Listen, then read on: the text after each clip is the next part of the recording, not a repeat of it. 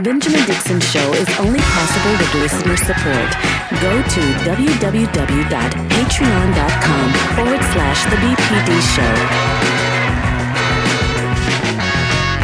Show. Today is Monday, September 20th, 2021. Thank you so much for joining us. There's a sneaky suspicion in the back of your mind that I actually want to confirm this morning. Something is wrong with the timeline that we're in. Something is wrong with the leadership that we have when we see that there is a concerted effort by the leaders to maximize the kind of suffering that we're seeing, not only from this pandemic, but from the pandemic of white supremacy.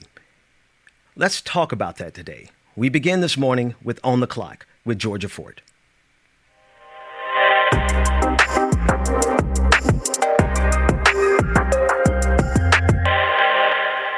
We turn this morning to Wisconsin, where Kyle Rittenhouse is currently undergoing pretrial hearings after being accused of homicide and attempted homicide for opening fire during protests for Jacob Blake. You may remember this. 2 people lost their lives last year in Kenosha, Wisconsin, when he decided to go to a protest where people were outraged about the treatment of Jacob Blake, who was a father. He did live. Jacob Blake did live, but he is now paralyzed. And so the back and forth that's happening right now during these pretrial hearings is prosecutors trying to admit as much evidence that they can to try and show that he is guilty. Of course, the defense is pushing back with a trial that's scheduled to start November 1st. I want you guys to take a listen. We're going to go inside the courtroom. This was a pretrial hearing from Friday. Take a listen at what the judge had to say. The Kenosha County judge limiting the lines of attack for prosecutors and at the upcoming trial of Kyle Rittenhouse. The man accused of killing 2 men and wounding a third during a protest over police brutality last summer is back in court. It adds nothing to the case as it relates to his state of mind 2.5 months later. Judge Bruce Schrader denying the state's request on that video, showing Rittenhouse fighting a girl in the months before the shooting. Prosecutors describing Rittenhouse as a chaos tourist who palled around with Proud Boys after the August 25th shooting and killing of Joseph Rosenbaum and Anthony Huber. Rittenhouse's defense not denying Rittenhouse pulled the trigger, but that this is a pure case of self-defense and nothing else. The defendant is essentially a teenage vigilante involving himself in things that don't concern him. Judge Bruce Schrader not outright denying the photos of the teen posing with Proud Boys in January. If prosecutors can prove Rittenhouse had ties to the group at the time of the August 25th shooting that killed Anthony Huber and Joseph Rosenbaum. Schrader denying the defense's motion to admit Rosenbaum's prior felony conviction. Rittenhouse charged with a number of counts, including first-degree intentional homicide and first-degree reckless homicide. Prosecutors also wanting to admit video taken weeks prior to the shooting of Rittenhouse, talking about wanting to shoot CVS customers with his rifle because he thought they were shoplifting. In this instance, it's words on August 10th, and on August 25th, it is not debatable that there's violence. The events are so totally dissimilar. Schrader withholding a final decision on that video, but leaning towards denial. This is not a political trial. It's not going to be a political trial. Another motions hearing is scheduled for next month. A jury selection is scheduled for November 1st. Now, Ben, the one thing that people are upset about is the fact that this judge continues to push back on critical key evidence that the prosecution wants to admit, especially the evidence that would tie Rittenhouse to the Proud Boys. Yeah, I think, Georgia, and good morning, it is very evident, and I think it should be apparent at this point that we should not assume that those who judge over us are fair arbiters in the sense that they are not themselves influenced by biases. Because I honestly believe for you to dismiss or to actively pursue the evidence that they're trying to get rid of and that the judge is considering, some that is not going to be submitted, is clearly connected to who this person is as an individual, Kyle Rittenhouse. And the thing that jumped out to the most to me in that clip was when they said that this was not going to be a political trial. Everything in this country is inherently political. And for them to say that, it really shows an attempt to appear unbiased, but is drenched with biases because there's so much about this that is inherently political that has to be addressed. Absolutely. And, I think about the motive. Why would Kyle Rittenhouse go to a protest and open fire? Why would he do that? Ultimately, claiming the lives of two people and leaving another person injured, and then have the audacity to show up in court and plead not guilty to all counts, 2 counts of homicide, 1 count of attempted homicide. Why would he do that? And so I think the significance of the evidence the prosecution has obtained that shows his connection to the Proud Boys is motive. That's what that evidence, it doesn't just show who he is. It shows his motive. It shows the why. Why would someone do that? Why would someone show up to a protest and open fire? Well, if you're associated with the Proud Boys, which has a long history of hate crime and violence, well, now, we can connect the dots a little bit easier. And so I think it's not just a matter of, this group or making it political. I think that is substantial evidence that will help the jury understand this man's motive.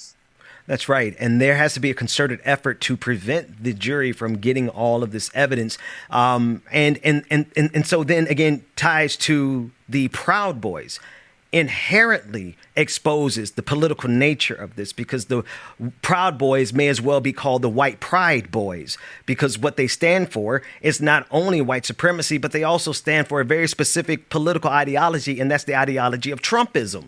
So this is inherently political. They showed up as a reaction. They showed up to Kenosha, Wisconsin last year as a reaction to protesters protesting on behalf of Black lives.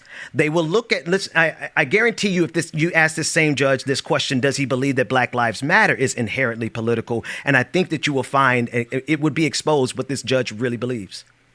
Yeah. And at this point, I'm wondering why we're not calling the Proud Boys the new KKK, because they are upholding some of the same values, and they are using violence as a means to uphold those values. And so I do think at some point we have to depoliticize this hate group and call it what it is. My other concern here, Ben, I understand, Kyle was 17 when he killed 2 individuals who were protesting, and now he's an adult. Some people would say that these charges, it's almost as severe as it can get.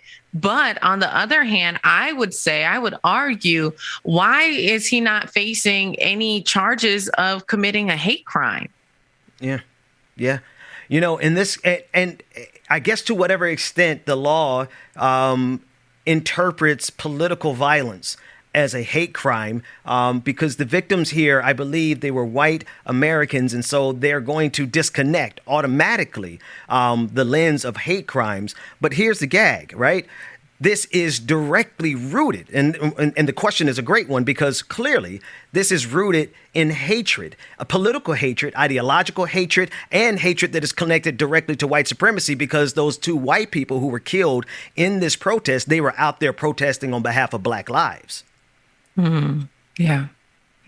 And this isn't a new hatred. This is an inherent hatred that continues to be passed down generation after generation. Ben, I know you've been following the anniversary of just that. Can you bring us up to date with what you've been following? Yeah. So, all around the country, last week, we recognized the anniversary of the bombing in Birmingham that took place in 1963. I believe this is the 58th anniversary, where 4 little Black girls who were attending Sunday school were killed. And it is the bombing of the 16th Street Baptist Church. And there is a story, we're all familiar with that story and the tragedy and the trauma and the white supremacy at the core of it. But I don't know how many of us are familiar with the 5th little girl, the survivor.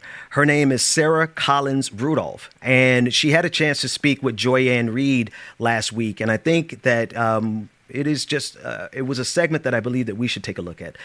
Let's watch that. On that day, we was going to have a youth day program, and we were so excited. So we came into the ladies' lounge to freshen up, and I sang Denise McNair and Cynthia Wesley and Carol Robinson, their class turned out. Denise McNair, she was in front, so she walked over to my sister Addie and asked Addie to tie the sash on her dress. And when she turned to reach her hand out to tie it, that's when I heard a loud noise. Boom! It was so loud, all I could do was holler, Jesus, Addie, Addie, Addie. And but she didn't answer. One of the deacons upstairs, when he heard the noise, he came down to check it and see what it was. The step had been blown away, so he jumped down and he looked into the hole, and I was just standing there. It was just awful.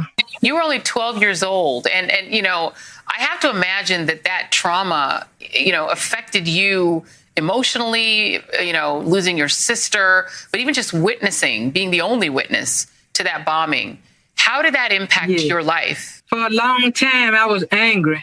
I was angry at what had happened. The fact that my sister was killed and my friend was killed and I lost, you know, my right eye. I was really afraid, really, to go back into a church. One day I went to church and this pastor, he seen me and he called me out. He said, God is showing me you suffer with a nervous condition. And he told me that God was going to heal me now. So he laid his hand on me and then I fell to the floor. And when I got up, all of it was gone. I wasn't fearful anymore. On that day, we was going to have a youth day program. And we were so excited. You can listen to Sarah Collins Rudolph, and she mentions her sister, Addie Mae Collins, and Carol Robertson, along with Cynthia Wesley. All three of them were 14 years old at the time that they were killed. In addition to Denise McNair, you heard her mention little sister McNair, who was 11 years old at the time. But you can also hear the trauma. And I just want to make sure that we pause and reflect that the trauma of white supremacy is present with us today because it was not that long ago. This sister is not that old. Like this, I think a lot of times, Georgia, we think of racism and white supremacy during the civil rights era, but the civil rights era was so recent that there are people who are still literally living with the trauma today that they experienced then, compounded with all of the trauma that's going around us now in the form of George Floyd and Tamir Rice and Trayvon Martin and Sandra Bland. So this is the anniversary that we want to take a moment to recognize, the 58th anniversary of the bombing of the 16th Street Baptist Church in Birmingham, Alabama. You know, it is absolutely heartbreaking to reflect on this history, but this is the history that we stand on. You know, this is what has gotten us where we are today. And so also on the other coin of that trauma and that pain that our ancestors have had to endure, on the other side of that is so much strength and resilience. And so I am also reminded of the courage that it took for so many people to stand up and demand better, because their lives were at risk, you know, and even in looking at so many lynchings that have happened across this country, there's still so much justice that's unaccounted for.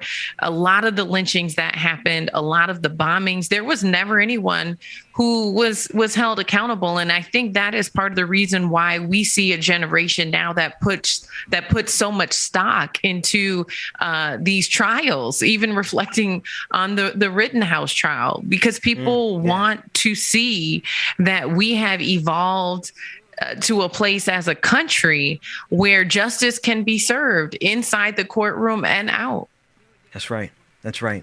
And I think if we contextualize it for the timeline of history and we realize how few years we are removed from this, then I think we can have a proper understanding of where we are in our fight against those systemic forces. And what I mean by that very simply is we're not so far along in this battle that we should not expect to have some, to knuckle up a little bit in these fights. Right. Because this sister could be one of our aunties, Georgia.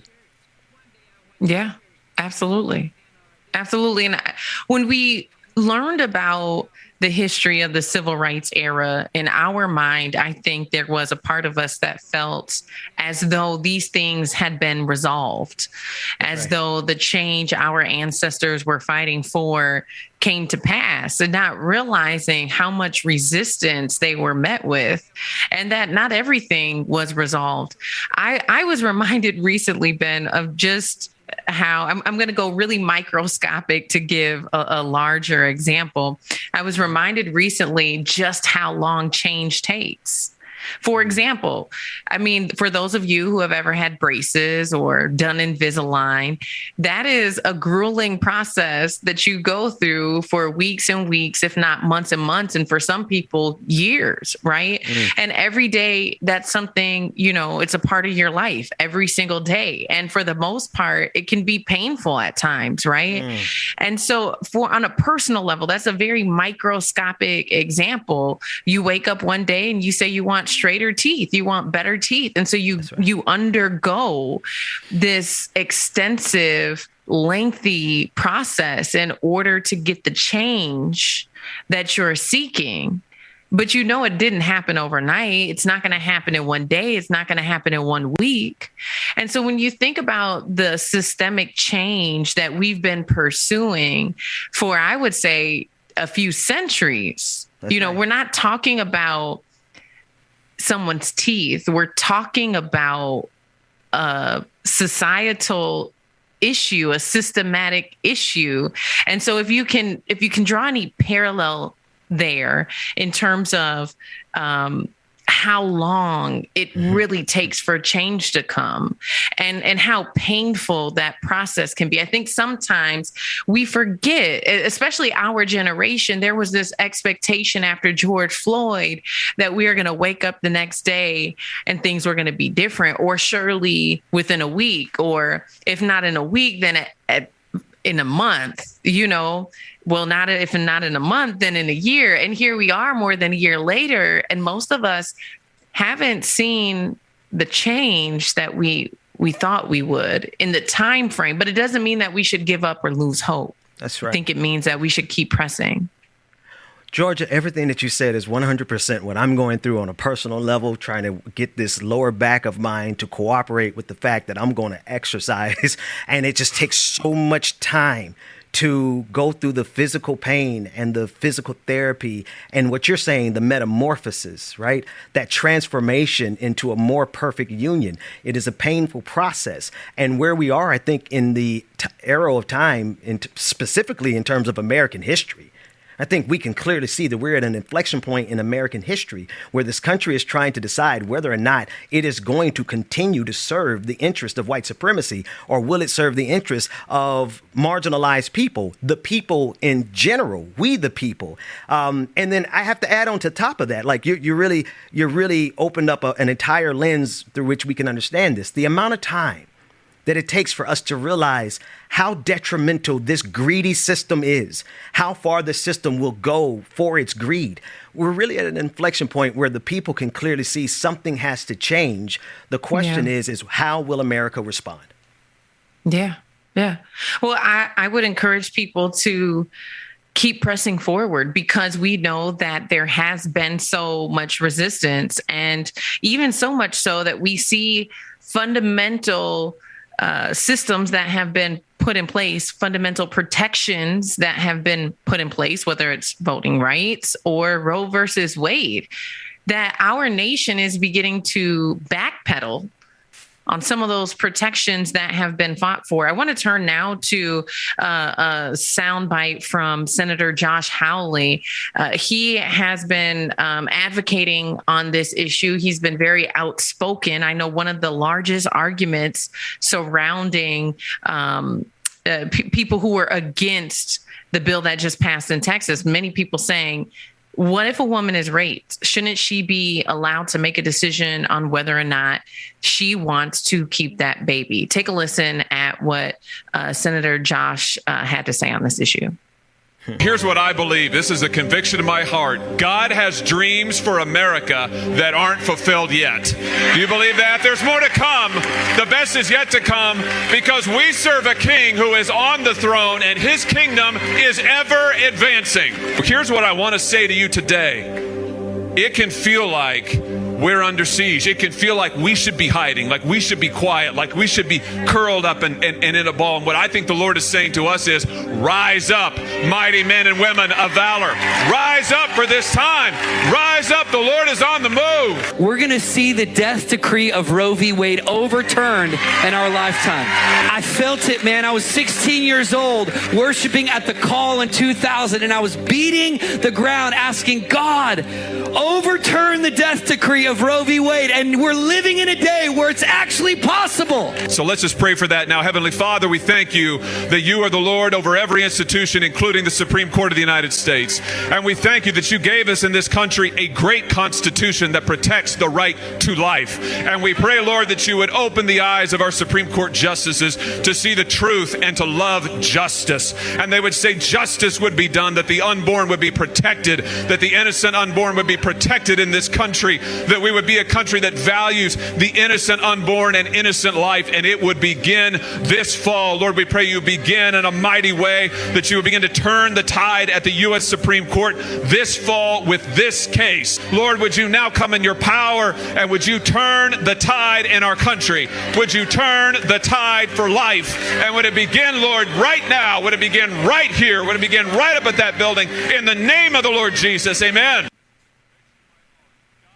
Ben, your thoughts? You know, everything that comes in the name of the Lord Jesus isn't really coming in the name of the Lord Jesus.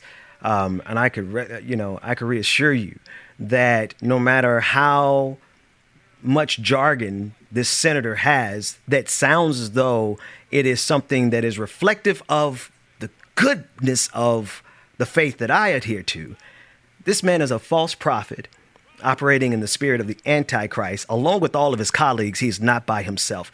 Because let's be sure, they don't give one damn about life. Not the life of those children. They want to force somebody to have a child. And then as soon as that child is born, they will send that child into this pandemic to die of COVID-19 without question, because he is a part of the caucus that is ensuring that our children are getting infected at a rate that suggests that they are anything but pro-life. So I just want to make sure that the people are very, very clear. No matter how soft the music was in the background, no matter how many scriptures this guy is spitting, this is the lineage of the same Christianity that enslaved us and lynched us right before they went to Sunday school. So I just want to make sure the people are clear about that. You know, and I think that for some people in the faith community, this is a hard conversation to have. You know, it is complex when you lay in the spiritual component. But what I do think is, if you wanted to protect life, then why aren't there harsher sentences for people who are accused, convicted of rape? Right? Like, if you start to address some of the concerns that women are facing, you go and you take a poll of women who have decided to get an abortion and find out why. Right? I mean, Ben, this is, as a woman, as a mother, I mean, this is a very personal issue for me also. I was in a situation with my last two daughters where I wasn't eligible for maternity leave. And so when you create working conditions that are not very conducive for parents. Now, mind you, the reality of it is a man would never be put in that position of not being eligible for maternity leave. Yes, while you could say paternity leave, and I know people advocate for parental leave, at the end of the day, in order to have a baby, it does not require a man take time off of work. A man can be at work while the baby's being born. I mean, scientifically, it's just possible. Women, there's certain needs. If we're going to become a pro-life society, then we need to look at these other countries who have created employment opportunities that allow women to have a year off, 6 months off, at minimum 6 weeks to just recover from a physical and health standpoint. And so you look at these statistics of women who are dying given birth. There are some Black women who are terrified to go into a hospital in 2021 and give birth because 1/3 of the amount of people who are dying in birth or from complications are Black women. It's almost like a death sentence, right? And so when this is your reality, when these are your options, I know women who feel like this is the better way for them to go. It's the safer way for them to go. And so, you know, it's hard even as a journalist because you have to look at both sides of this issue. And so when you have people who are so far on the pro-life side, you know, I can't help but wonder, what are they doing to address the concerns and the conditions in which lead women to an abortion clinic in the first place? Right. I was going to say that they're doing nothing, but that's not actually accurate. They're exacerbating the situation. Right. They're doing everything they can. Right. They're trying to pay the smallest amount of wages. These are the people who are fighting against a livable wage. They're OK with you working longer. They're OK with you working for an hour and only being able to barely afford a value meal. Right. $7.25 an hour. The average value meal is like $8. That's the kind of system that people like Josh Hawley and the Republican Party and some collaborators in the Democratic Party are perfectly okay with. And if you really talk about the issues, you mentioned the data, the Guttmacher Institute really breaks this down and shows you that the vast majority of women who are making these decisions are married women who are making this based on a financial decision. But this is a country that has monetized and commodified all of our survival. So here's what they've given us. They want to force births in a situation where these babies that are born are nothing more than cogs in their machine to make them money. And that's exactly what they want. So this has nothing to do with life. They stop caring about you as soon as you're born. Yeah, and when you look at those entry-level positions, you go to work for 40 weeks and you come home, you can't even afford childcare. So where does your child go while you're working? I mean, at the end of the day, Ben, you put it simply, you know, there's a machine here that has commoditized every single thing that we need to survive. If you can't even afford childcare, how can you go to work in the first place if you have a child?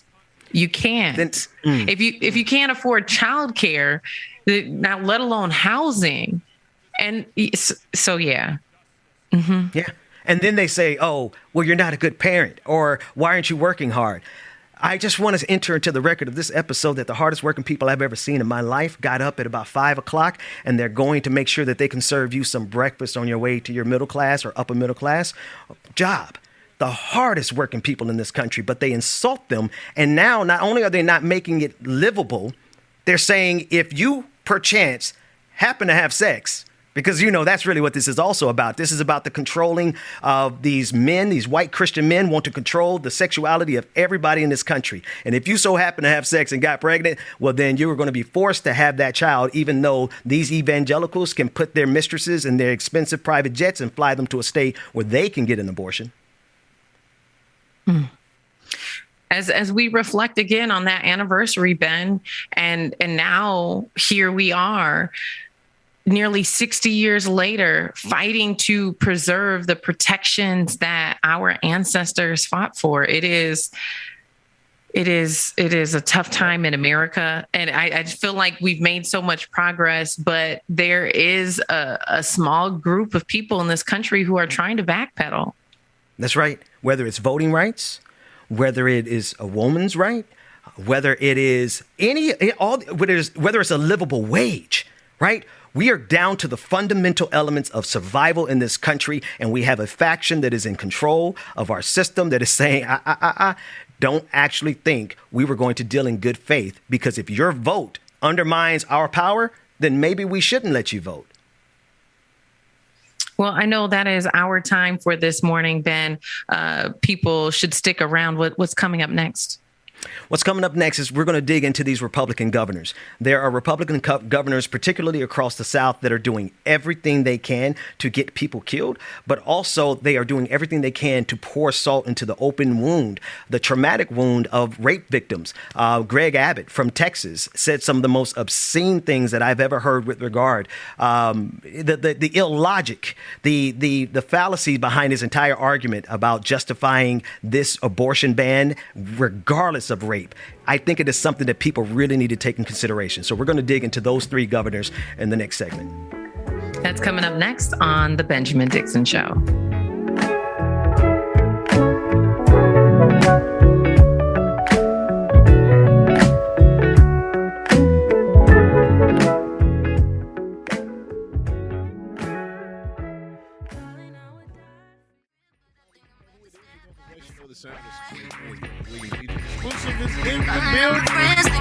Good morning, everybody. Hey, happy Monday to all. Today, September 20th. Like I did was so very busy, and I'm super tired. But hey, the world keeps going, but don't stop, y'all. Good morning, everybody. Grab your tea, your coffee, whatever it is you need. Before the morning started. Good morning, everybody. Summertime, don't lie if you're thirsty. It's okay. I hear it every day. Boys line up around the corner.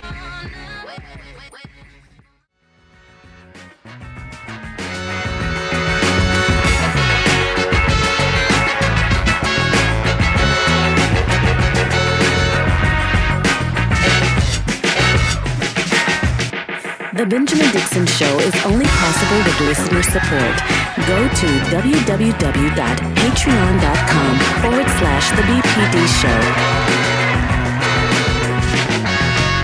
Welcome back, everyone. Benjamin Dixon here with my brother from another mother, DJ Exclusive. How you doing, man? I'm pretty good this morning, sir. How about yourself? Man, I'm good, man. I'm good. Just sitting in the background, vibing to the music that you are providing through your ministry of music, DJ Exclusive. We appreciate you, man. There's a clip that we were supposed to get to in On the Clock, and we ran out of time because the conversation just got so rich. It is quite honestly a conversation that should not be had just by two guys. However, I think it actually is a conversation that should be had by men because we're the culprits in probably 90%, 95, 99% of all instances of rape. Men are raping women. The insult to the injury of that reality is the Republican governor, Greg Abbott. Mm-hmm. His response to the abortion ban criticism, which is a valid criticism no matter what term, is that, rapes, we're going to solve all rapes. Basically what he said. And then, James, we have a clip of him saying that the reason you should trust him with this particular, traumatic experience that women go through because of men, you should trust him because he processed the most amount of rape kits than any other governor, which tells me, Governor Abbott, that's exactly why you are unqualified to tell us that you're going to fix all rapes, especially as it pertains, James, to the fact that women who are raped they're not going to be able to get an abortion after 6 weeks in the state of Texas because of Governor Greg Abbott. Let's take a listen in to this monster. As governor, I have processed more rape kits than any governor in the history of the state of Texas. Processing those rape kits helps to identify rapists that can lead to the prosecution. When police are defunded, that obviously means you have fewer police to respond to or protect people from people like rapists. I will not accept defunding police in Texas, which is why these legislators passed and I signed into law prohibitions and penalties for any jurisdiction that's even thinking about defunding the police. Funny, James. Funny how that ran seamlessly in the same press conference, robbing women of their right over the autonomy over their bodies, even in the most dire of circumstances after being raped. And then he segued right into talking about funding the police with even more money, which we know as black people is a direct threat to our community. Funny how those two things are juxtaposed with each other. Of course, you wouldn't expect any otherwise from him. And this is from somebody who's just a total, complete idiot all the way around. I mean, you process more rape kits than any governor in the state of Texas. I don't think that's necessarily a good thing, sir. That just means your police and your forces not doing their job. Preach, man, because it's so obvious. Right? That's terrible, Ben. That's really terrible. If last week you told me that you were going to, in order to accommodate for the inconvenience that Greg Abbott has created for women in the state of Texas, saying that even in the instances of rape, that you can't get an abortion after 6 weeks, to accommodate for that inconvenience, he said, well, what I'm going to do is solve the rape problems. That's what he said last week. This week, he's saying, I've processed more rape kits than anybody else, which tells us, James, that he's the least qualified person to solve the rape problem. Hello, Ben. Absolutely right. That just goes to show that there's a bigger problem than you're admitting to. Exactly. But he doesn't care about it.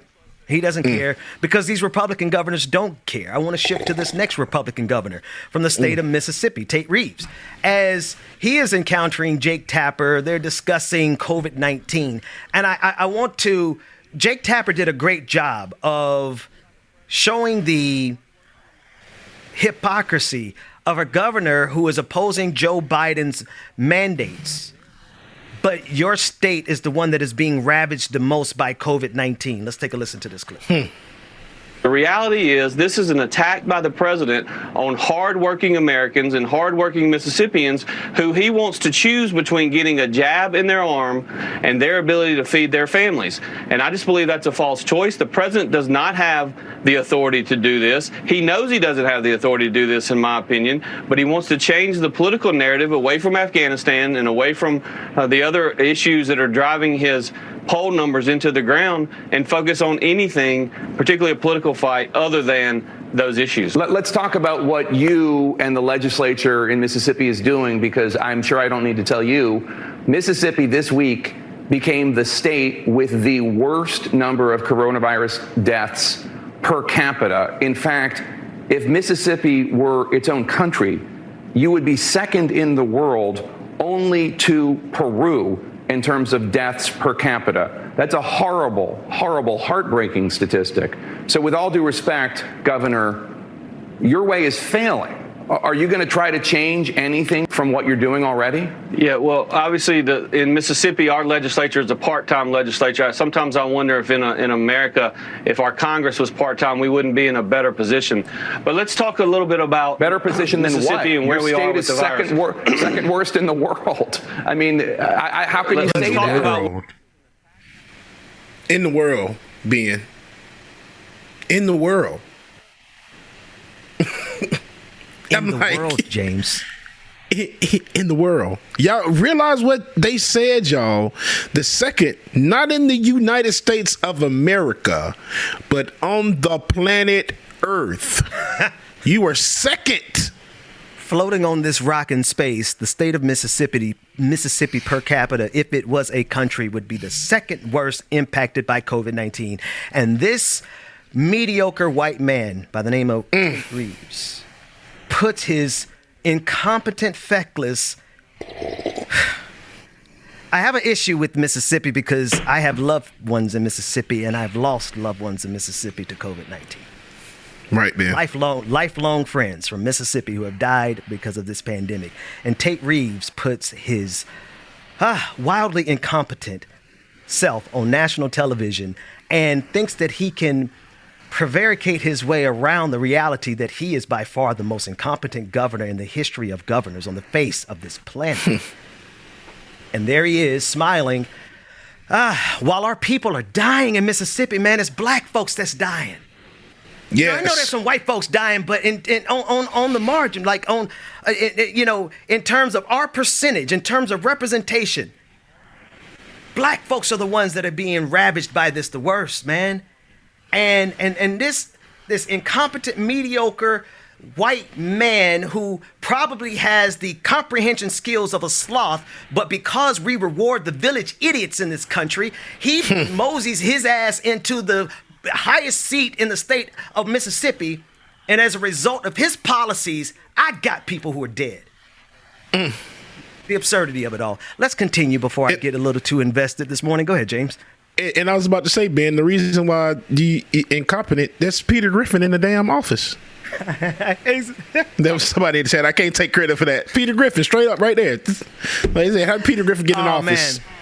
I just, a long-time, lifelong friend. Let's move on to the next governor. Yeah. There's another governor in the state that we live, James. The state of Georgia. The former Secretary of State who robbed his way into the governor's seat, he robbed it from Stacey Abrams.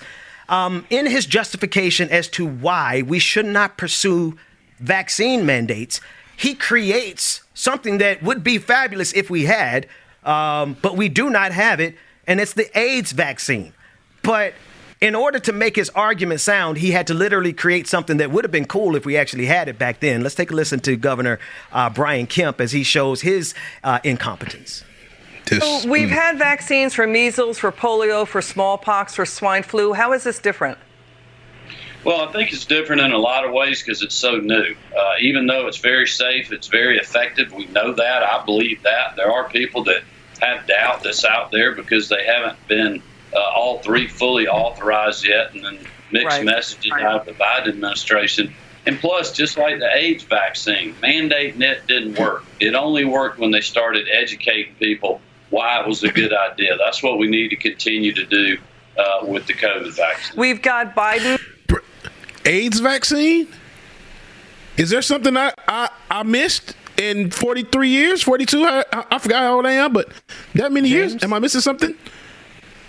Because we were born, right? I was born in 80, bro. Like, my entire existence has been shaped around the understanding and the fear of HIV/AIDS, right? It would have been really cool to know along these times while we were sitting our butts in them testing rooms if there was a vaccine out there, Brian Kemp. And as a proud member of the card-toting LGBTQIA alphabet gang, whatever y'all want to call it that y'all say we are, I thought I would have knew that information, like for real. AIDS vaccine, bro? Man, this is what happens when you take the village idiot and you throw them in a suit and tie, giving them a little bit of cash, because nothing makes a person feel that they're smarter than they really are than putting some money behind them. And you throw them into these governor seats, and in the time of our greatest need, right? Like, it is really fun to run laps around their stupidity. But I believe their stupidity is intentional. I believe that they're not actually village idiots.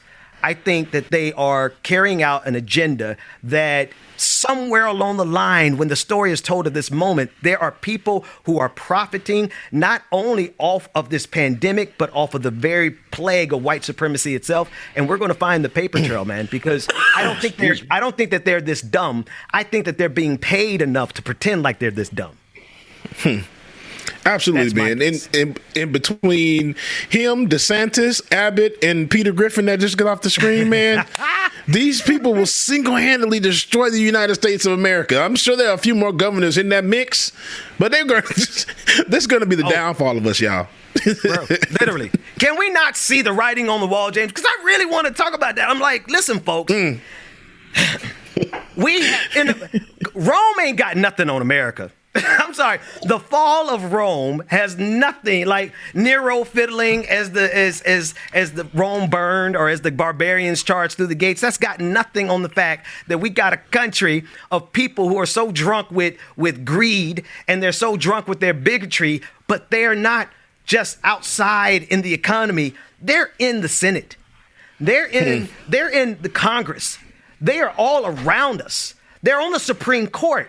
And they're making these decisions that are affecting the lives of people not only in the United States, but also across the globe. So we got to really understand what's going on. And they are buffeted by a group of people who actually, I'm going to throw audible. I want to go to the commitment BPD 5, the commitment that these people have to this white supremacy / Trumpism, because I think Trump is the very best way for us to kind of understand the totality of, he wanted it to be a dictator. He was a mediocre white man who happened to think he was smarter than he was because his daddy gave him $1 million investment. That's how he got started.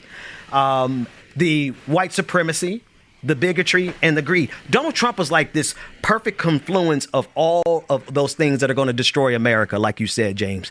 And I want to go to a clip from Newsmax. This is a host by the name of Greg Stinchfield, and he's talking with the veteran as they discuss Afghanistan. They discuss different critiques of what's happening. But I want everyone to take a listen in to the commitment that these people have, not only to the ideology of white supremacy and bigotry and greed, but also to Donald Trump himself. Let's take a listen in. I can tell you this didn't happen under President Trump. And I know there's a lot of people on the left that want to try to blame President Trump. He wanted out of Afghanistan real bad. He was real frustrated not being able to get out. But he didn't pull out because he knew this would happen. In fact, we all did. I called it on this program. My 12-year-old son knew about it. And so I've got Americans there that are stuck. To me, that's a hostage situation. But, Joe, I appreciate you working to get them out. I really do. Yeah. And I wish you all luck in the world. With due respect, thank you for... With due respect, Grant, I mean, like, veterans, being one, right, and our friends are over there. Right. We followed this closely for multiple administrations, and we know that Trump's administration's efforts here were fairly weak, that they were trying to limit the number of people that would get out. And so there was coordination problems. Joe, I'm going to cut you. I'm already weak. I'm already low on time, Joe. Joe, cut him off, please. Cut him off now. Cut him off now. You're not going to blame this on President Trump on my show. That's not happening. Now, I appreciate the work that you're doing. God bless you for being a veteran. God bless you for trying to get Americans out. But don't come on this program and take the talking points of the left and blame President Trump. That's not helping anybody. The Biden administration screwed this up from the very start. You know it. I know it. The country knows it. And to call them not hostages, I don't know how you don't call them hostages. They're stuck in Afghanistan with a country overrun with terrorists that are willing to kill them all. I'm mad about that, man. I really am. All right. I'm going to slow it down because we've got a real hero coming up. That man's a real hero, too. He served. I'm just going to let you know, cut him off. Cut him off now. What? James, he was mad. He was big mad, man. He was like, big mad. What you're not going to do is come on my show and talk about my leader, Trump. I'm like, wait Trump a minute. Ain't never did nothing wrong to nobody. Hey, you ain't going to come on my show and talk about Donald Trump. Donald Trump is the reason I'm here. Donald Trump is the reason I have a show in the first place, is what Greg Stinchfield was saying. He said, what you're not going to do is come in here and talk about my benefactor. God. But here's the other thing underneath this is the level of commitment that is at every single level. And Donald Trump is just a symptom here, right? I want to make sure that people never forget that Donald Trump is just the boil that erupted from white supremacy and bigotry and greed, right? They have a commitment, not only these Republican governors, but they have a commitment also throughout the media. And there's so much money that goes into these organizations like Newsmax. Their operation is into the millions upon millions of dollars. And these operations are here specifically to ensure that we never make any progress for humanity, man. I could just summarize. Black people, yeah. Women, absolutely. But humanity in general, these are the people who are blocking us, bro. Absolutely, man. And I mean, just seeing the amount of big mad energy he had when the veteran was just trying to say something simple, and then you get upset and cut this man off. See, just you have that power because you're just on the show and you're just on the camera show or whatever, this little punk behind show that you're on, and you can do that. But let this have been somebody else's show or been in the street somewhere. Man, you're going to listen to what this man has to say. People hate to hear the truth, and that's when they get upset about it. Yeah, man, I was getting ready to, I was shaking my head because I was just getting ready to go into another segment. I did not realize that we are at the end of this hour, and we want to take a quick break. When we come back, we'll be joined by Rebecca Azor for Like It or Not. We have a lot of more stories because this commitment, this thing that we're fighting, man, is everywhere.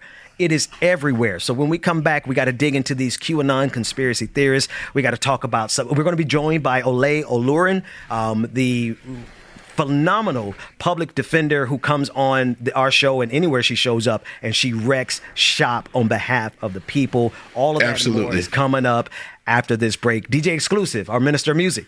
It's in your hands. Gotcha. All right, y'all. Make sure that the chat that I just saw was hilarious. Anyway, y'all make sure y'all stay tuned. We got more coming up next. Rebecca. Like it or not, is coming up next, y'all. Y'all stay tuned. Good morning. Oh, y'all, let me tell y'all real quick. So I asked Siri, I said, Siri, why am I still single? Child, do y'all know that Siri activated the front camera?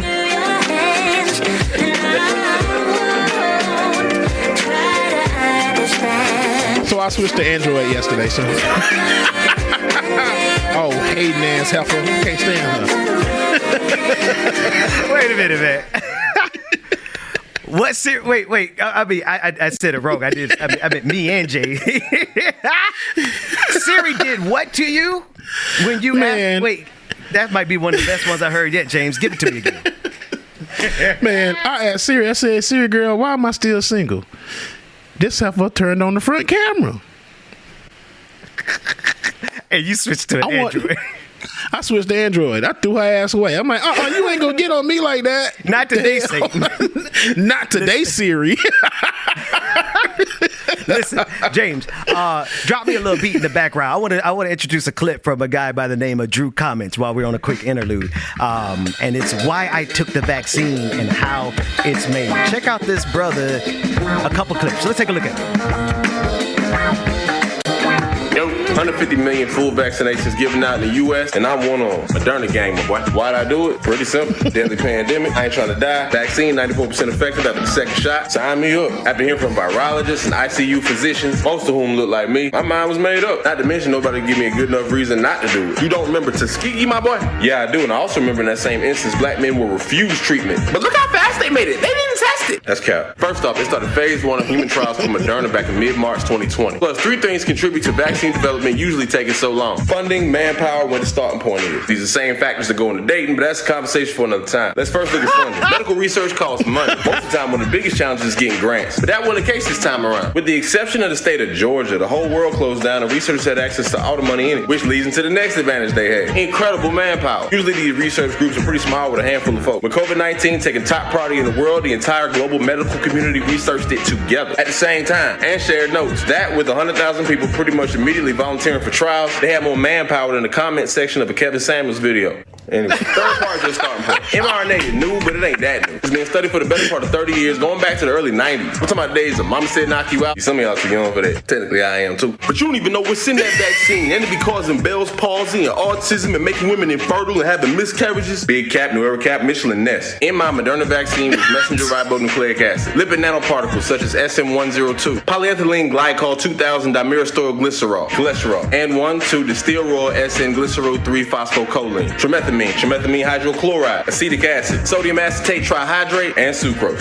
Bruh. Ain't none of that causing Bell's palsy, autism, or infertility in women. Look, this how they work. The mRNA goes into the cytoplasm of the cell and gives instructions on how to make the spike protein found on the actual COVID-19 virus. Your own body creates the spike protein, then creates antibodies that can beat it when and if the real thing shows up. So in athlete terms, the mRNA shows up with game film. Your body then creates a scout team and can strategize against and beat up on in preparation for game day, just in case there's a game day. So really, we ain't even talking about vaccination. We talking about practice.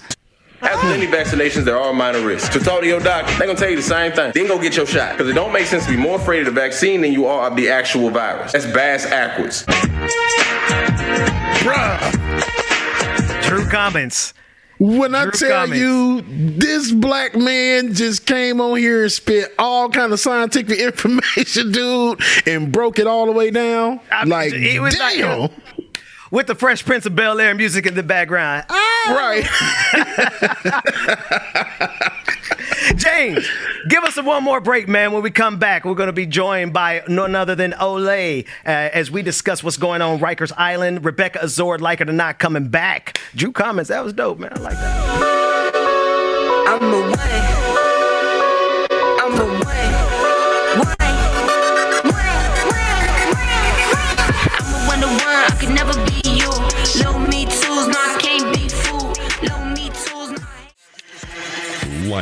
Not with Benjamin Dixon starts now.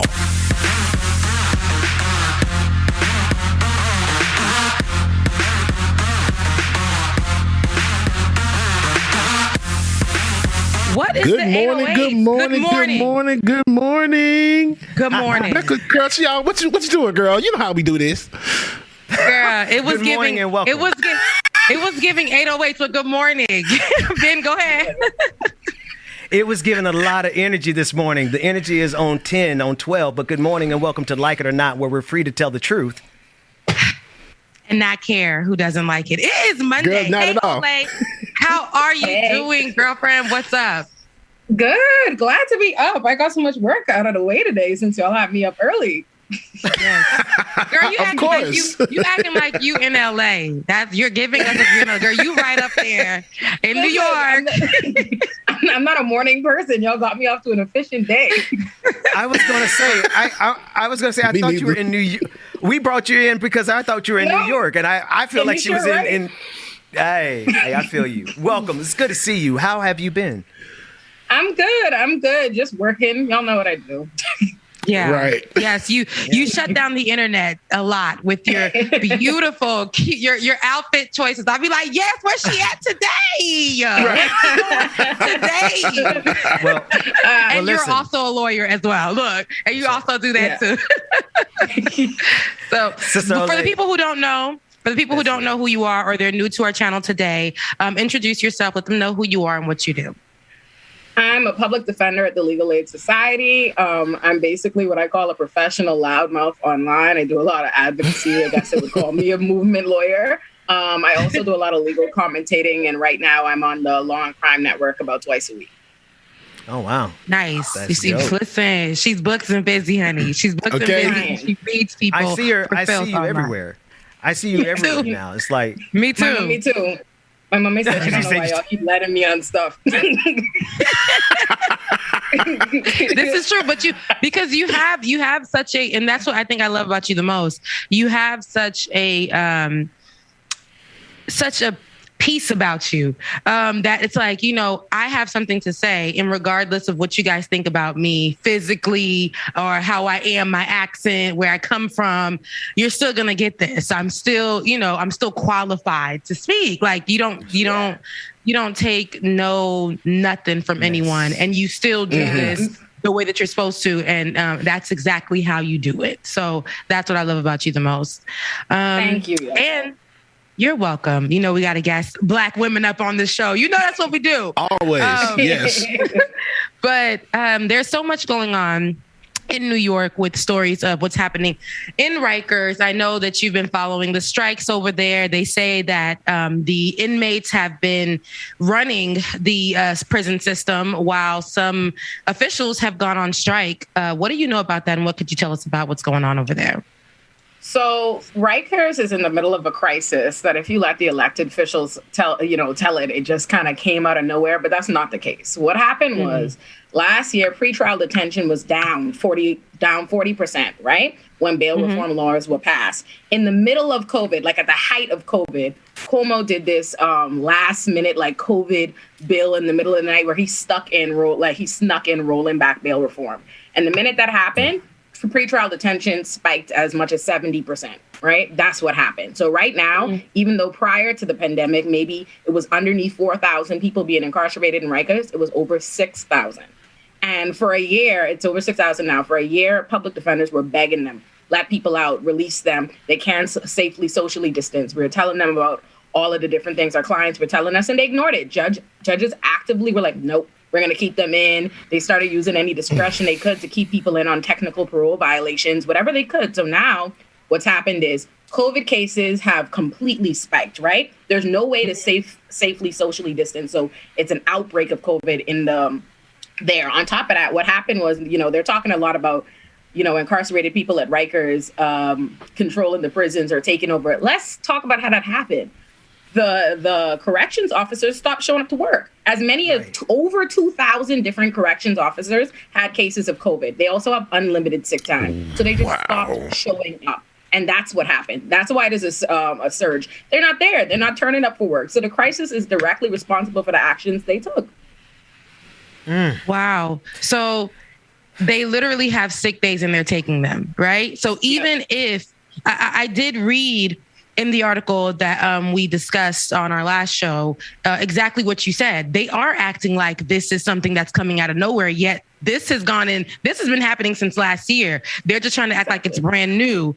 It's funny because they said that they didn't say what they were going to do, but they said that there would be some kind of reprimand for those officials who are not showing up to work. But I don't know if that's true, because then you would think they would show up to work, right? But they're just still not coming, and these inmates are having to run the system. Nobody thinks that's an issue. Like, I don't know why they wouldn't think that's an issue. And then there was one that I read where they were in there having to try and get their own court dates, because no one is in there telling them about their court dates. So they're trying to get their own court dates together. Meanwhile, they can't really take phone calls, but they're trying to reach out to their lawyers and public defenders to assist them and help them, to no avail. We just read about this, I just read about this one case recently over the weekend where Riker's prisoner died after NYC jailers wouldn't take him to court and refused his $1 bail payment. They said his mother said they didn't listen, and he died literally. So let me tell you what happened there, right? And that is a tragedy. That 24-year-old. So what happened was they arrested him on a pretty much like minuscule misdemeanor in New York City. Jersey had him for another silly misdemeanor that wouldn't go anywhere. But what happens when they have cases from out of state is it's a fugitive case, which means, so whatever the attorney got him in New York City couldn't do anything about it, right? There's this hold, this state wants him, and what they do is they take people and they can take them for as much as 60 days and ongoing under the statute on this case. So what'll happen is the judge will set $1 bail in the New York City case. So should you be able to get him out on this New Jersey case that's keeping him on hold, you'll just pay $1 and he'll get out. But they couldn't do that. They couldn't get him out on this technical New Jersey thing. And then they also weren't bringing for any of his court dates because there's no court officer. So the public defender's hands were buckled. There was nothing that could be done because they have all these, restraints in place that kept this 24-year-old in jail. And that's what happened. And that's what they do. They have these holes and these technical violations, and people can't get out. That's why.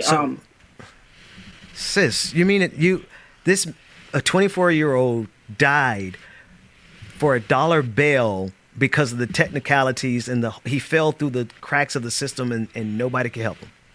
That's exactly it. And I don't even want to say fell through the cracks, because it's important to remember that all these people are consciously, deliberately doing this, right? All these people that are in Rikers, they're not there because someone forgot them. They're there because there are people bending over backwards to make sure that they stay there. I had a case last year at the height of the pandemic where I was trying to get my client out. He had a misdemeanor. He was there because he didn't get to do some community service on a program. And that's because they couldn't pay for the program. These programs that they make you do, your clients are poor. He couldn't pay for it. So they lock him up on this at the middle of this pandemic. They grab him, you would think for no reason, throw him in. He has asthma. He had an underlying condition. He calls me. He's like, he's sick. There are 50-something people in my cell. I can't socially distance. I write a bail writ. I go in front of the judge. The judge tells me, I believe you, even with all those assurances that he's going to do the program. I'm like, I talked to his mom. She's going to pay for the program. Just let him out. He'll do the program.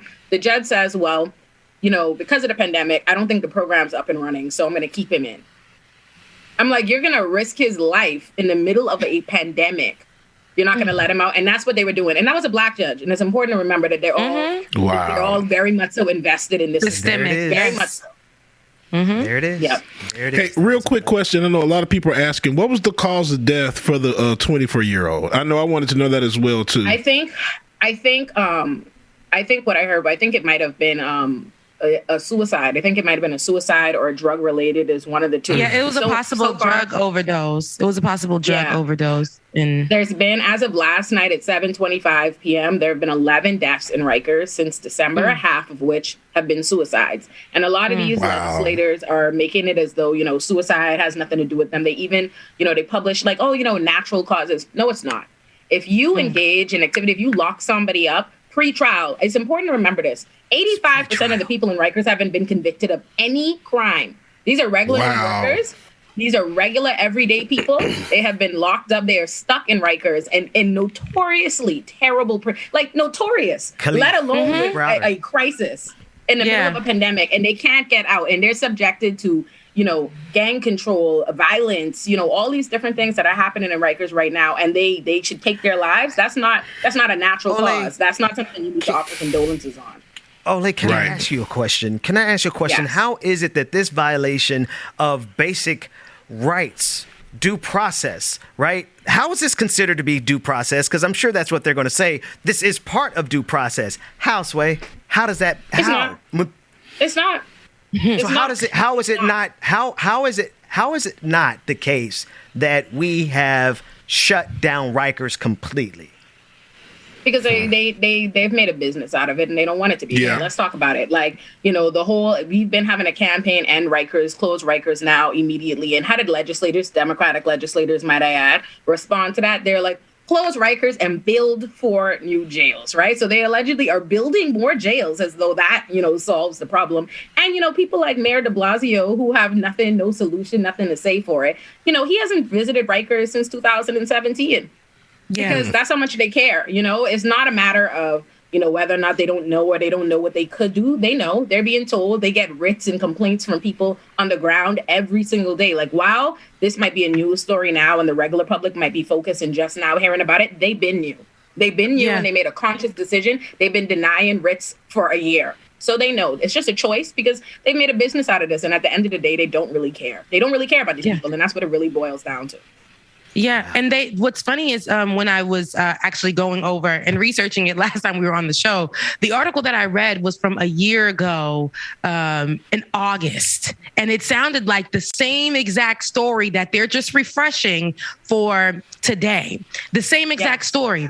When those tours were done in Rikers from state officials, I thought that was so recent. Yet it was then. But they're now using that as, when state officials walk through, here's what they saw. They walked through a year ago and nothing has been done since. We're getting the same things happening. Like you said, major state officials aren't really doing anything about it. Cuomo secretly went in during COVID-19 and started to add fuel to the fire that was already happening at Rikers. And you're right, it does become a business. We hear Rikers in rappers' music. We hear about Rikers. When we hear about New York, we know Rikers is attached to it. So it is a business. They got to keep it up. They got to keep it together. But yet in it, it's literally a hellhole. People there, and it's a hellhole. And at the end of the day, the answer is decarcerate. The Brooklyn DA, Eric Gonzalez, is asking for them to hire more staff and hire private, guards because these people aren't showing up, right? The corrections officers have a union. And so they're making all kind of noise. Don't hire anybody, but they also don't want to come. They don't want to be there. So it's this issue with staffing. But what is the real problem is let these people out. Just tell me how we are allegedly presumed innocent, right? If that's what they say, people are presumed innocent until guilty. So how come you can lock them up, throw them away in a infamously terrible place in the middle of a pandemic and a spiked crisis where you're recognizing they're in an exceptional amount of danger, and you're still locking people up and you won't let them out? Like, who are you the elected officials for? And there it is. There it is. Can we push one step further, Ole, Rebecca, with your permission? Because honestly, they have to be getting paid per body in there. Help me understand, like, I don't know this off the top of my head. What is the financial structure of Rikers Island? Like, those bodies that are in there that are getting taxpayer dollars for every body that can be in there. Who are the beneficiaries? Are there private shareholders that own a piece of Riker Island? So let me see. NYPD, I knew this. NYPD itself has an $11.2 billion budget. Of that, there's, right? Yeah. Billions of dollars are designated aside for just Rikers for maintaining this. So I want to be clear where the money is being put. I couldn't even begin to tell you the full breakdown of who all gets paid, but I know everybody involved. Everybody that's involved with the part of the criminal system that keeps people locked up in the jail is getting paid a lot more money than the people that are keeping them out. I'll tell you that. How much I know. Yeah. Jesus. Billions. Wow. Y'all remember that Philadelphia judge that the Philadelphia judge who was getting kickbacks to send children to private prisons. He got caught eventually, but how many lives, Ole, had he taken to and ruined for profit. Yeah. I mean, and this was a white judge doing it to white children. So obviously I know black children were caught up in there because if these people will sacrifice their children on the altar of greed, what do you think they're doing to our children? Yeah, it's because people are very, very invested in this punitive criminal system. That's just the reality of it, right? When you construct criminality around people, what happens is people say, okay, they're a criminal, they did something bad, they're whatever, and they stop caring. It's just that simple. That's the only reason why Rikers and these systems are allowed to operate in plain sight, right? The whole country claims they're so opposed to mass incarceration. They have this whole problem with the prison industrial complex. Like last year, there was a protest just about everywhere in the United States against mass incarceration and police brutality. So how is it still happening? How does it happen? Everybody knows, and all our Democratic blue leaders are voting for it. They're doing it, and they're not getting any pushback, right? And it's because on some level, people are very invested in the idea that people we accuse of crime deserve whatever happens, and they don't look at it any further than that. They just don't care. They're not thinking of it as regular people, and that's why, even though it doesn't matter, innocent, guilty in terms of having your rights violated in prison, it's important to remind people, hey, the Rikers you're talking about as being so infamous in such a terrible place, these people haven't been convicted, right? Because that puts a light bulb in people's head. They're a lot easier to dismiss people who've been convicted of a crime than they are, recognizing someone is the same as you. When you remind them, hey, the people that are in Rikers are just regular New Yorkers that got picked up for regular activity. They haven't been convicted. A lot of people are in there on when I say nonsense, utter nonsense cases, people are in there losing their lives for. Yeah. It's important to tell them. Yeah. And when you tell them, it gives people a scope and an understanding, like you said. I think there's so much misinformation being put out on purpose when it comes to Rikers. I ain't know nothing, but then I'm like, I know I heard this sometime last year. So It was crazy because while reading the article, I looked at the date and I had to keep looking at it like, we are not in 2020. We're not in 2020, Rebecca. We're not in 2020. That's a whole year that these people have been struggling. And I know that even the not officials, well, we can call them officials on Tuesdays and Thursdays, the inmates, they're literally writing letters. They're writing letters and stuff that are not being seen or even like they don't care. You're right. They really don't care. I think this is ridiculous how, we have all these state officials and they could be Democrat or they could be Republican, because I was about to cuss. They could be Republican.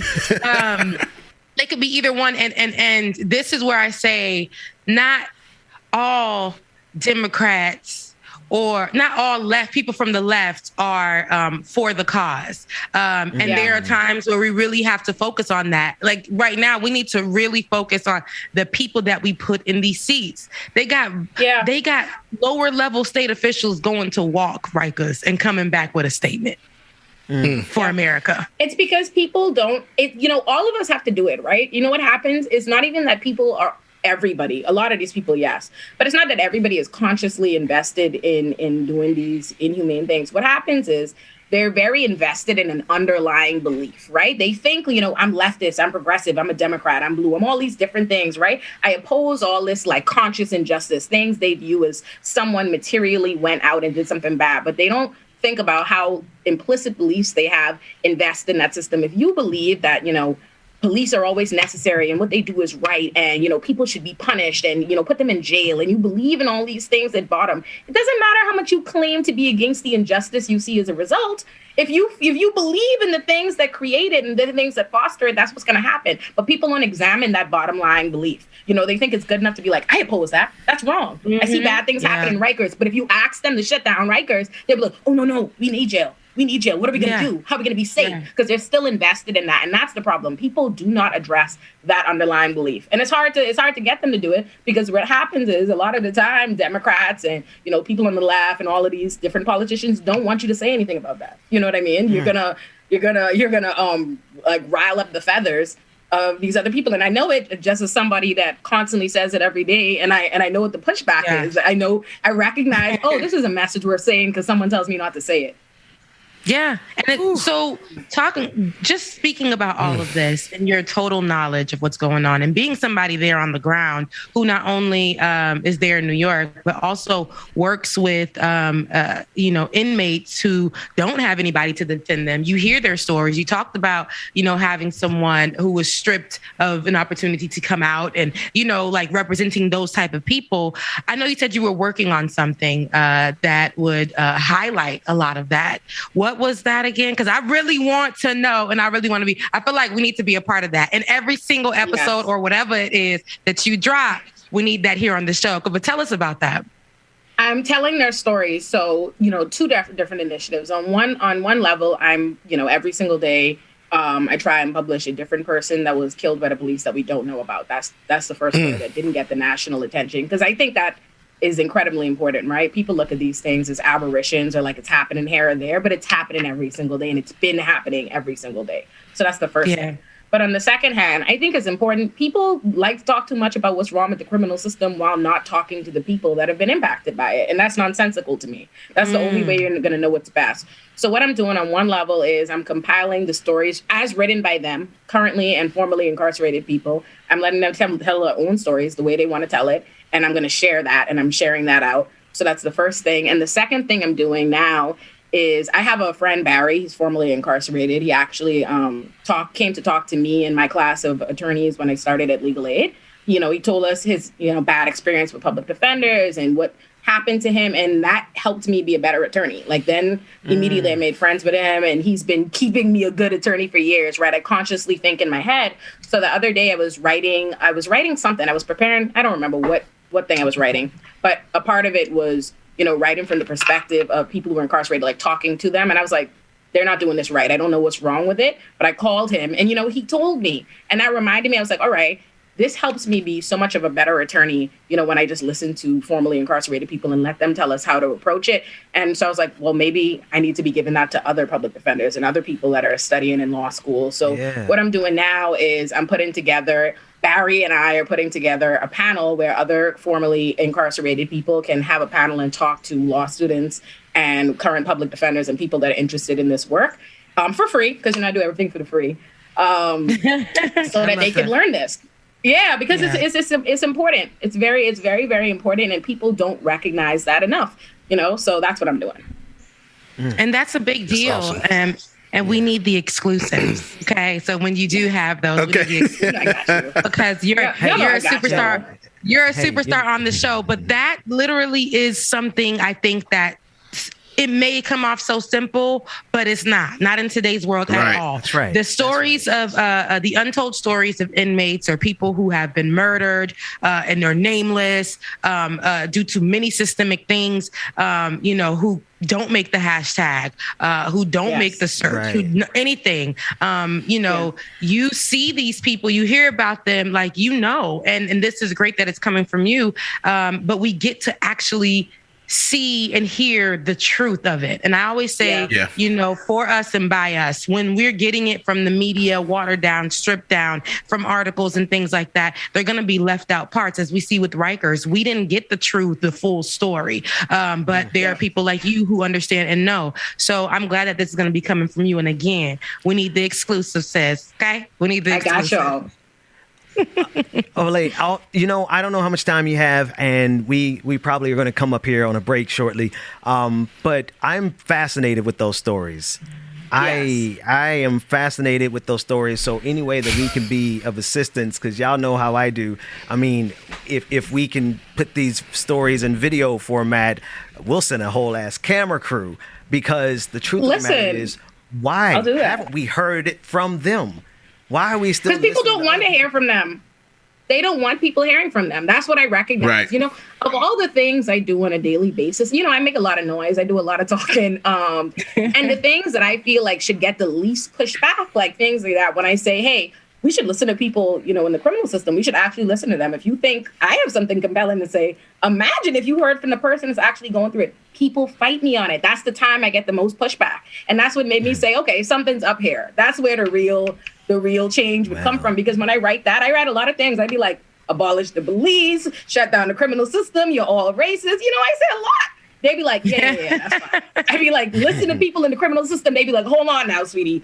Don't go that far. That's what I don't actually let us listen to the people who have been impacted. I cannot imagine getting caught up on some petty charge and being sucked into the bowels. Like it's like Dante's Inferno descending into the seventh layer of hell into Riker. That's what it is. And being unable to get out. Prior to bail reform, I used to have to argue for release on every single case. And this is, in my first year as an attorney, nothing but trivial misdemeanors. You know how many people were sent to Rikers on traffic violations? Things they would give white people a ticket for? Do you know how many people? Think about crazy. That. Think about a jail being notorious, like infamous for being a heinous place, and you sending people there on traffic violations? Like, and as a black person, as a black person, I don't care what your economic status is. Like, you stand a good chance of passing through Rikers Island if you're in the city. Yes. I'm sorry.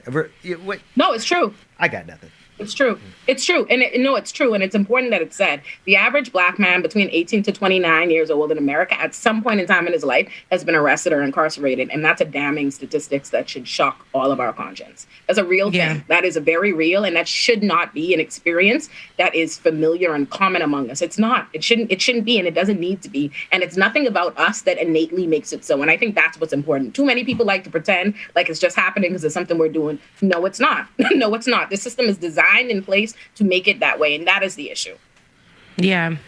Dang, it's just so much. And I'm glad that you're highlighting this. I'm glad that we're highlighting it here on the show, because I know this is so easy for it to be brushed under the rug, as we saw with last year's case. But I hope that we stick on this the same way that we're going to be sticking on immigration issues. We're going to take a quick break, but right after this, we're going to start talking some immigration issues. And I hope that you can stay, and so we can talk about this. And I know that, you being my Caribbean sister with the Nigerian background that I just found out, and we'll talk about that after this break. Bubba, take up the break. Goodbye, my love. Already found someone that I'm thinking of, and I lose myself again to someone who's got the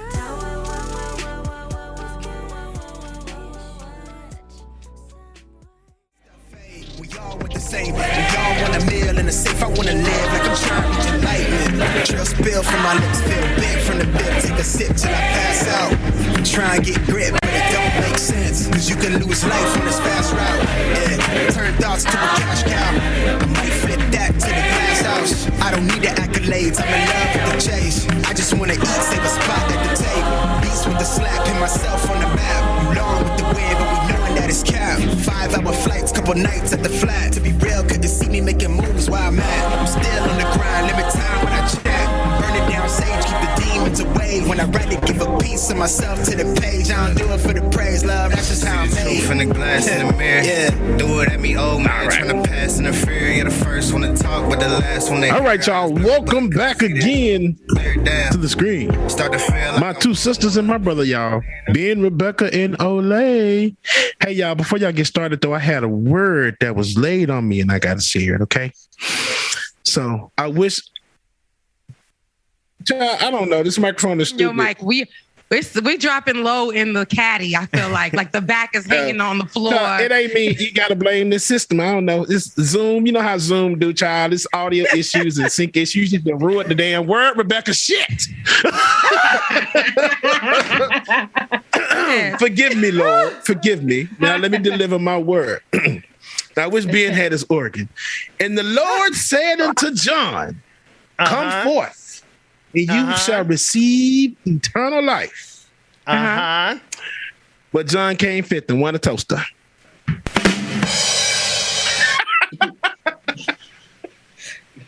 Not you.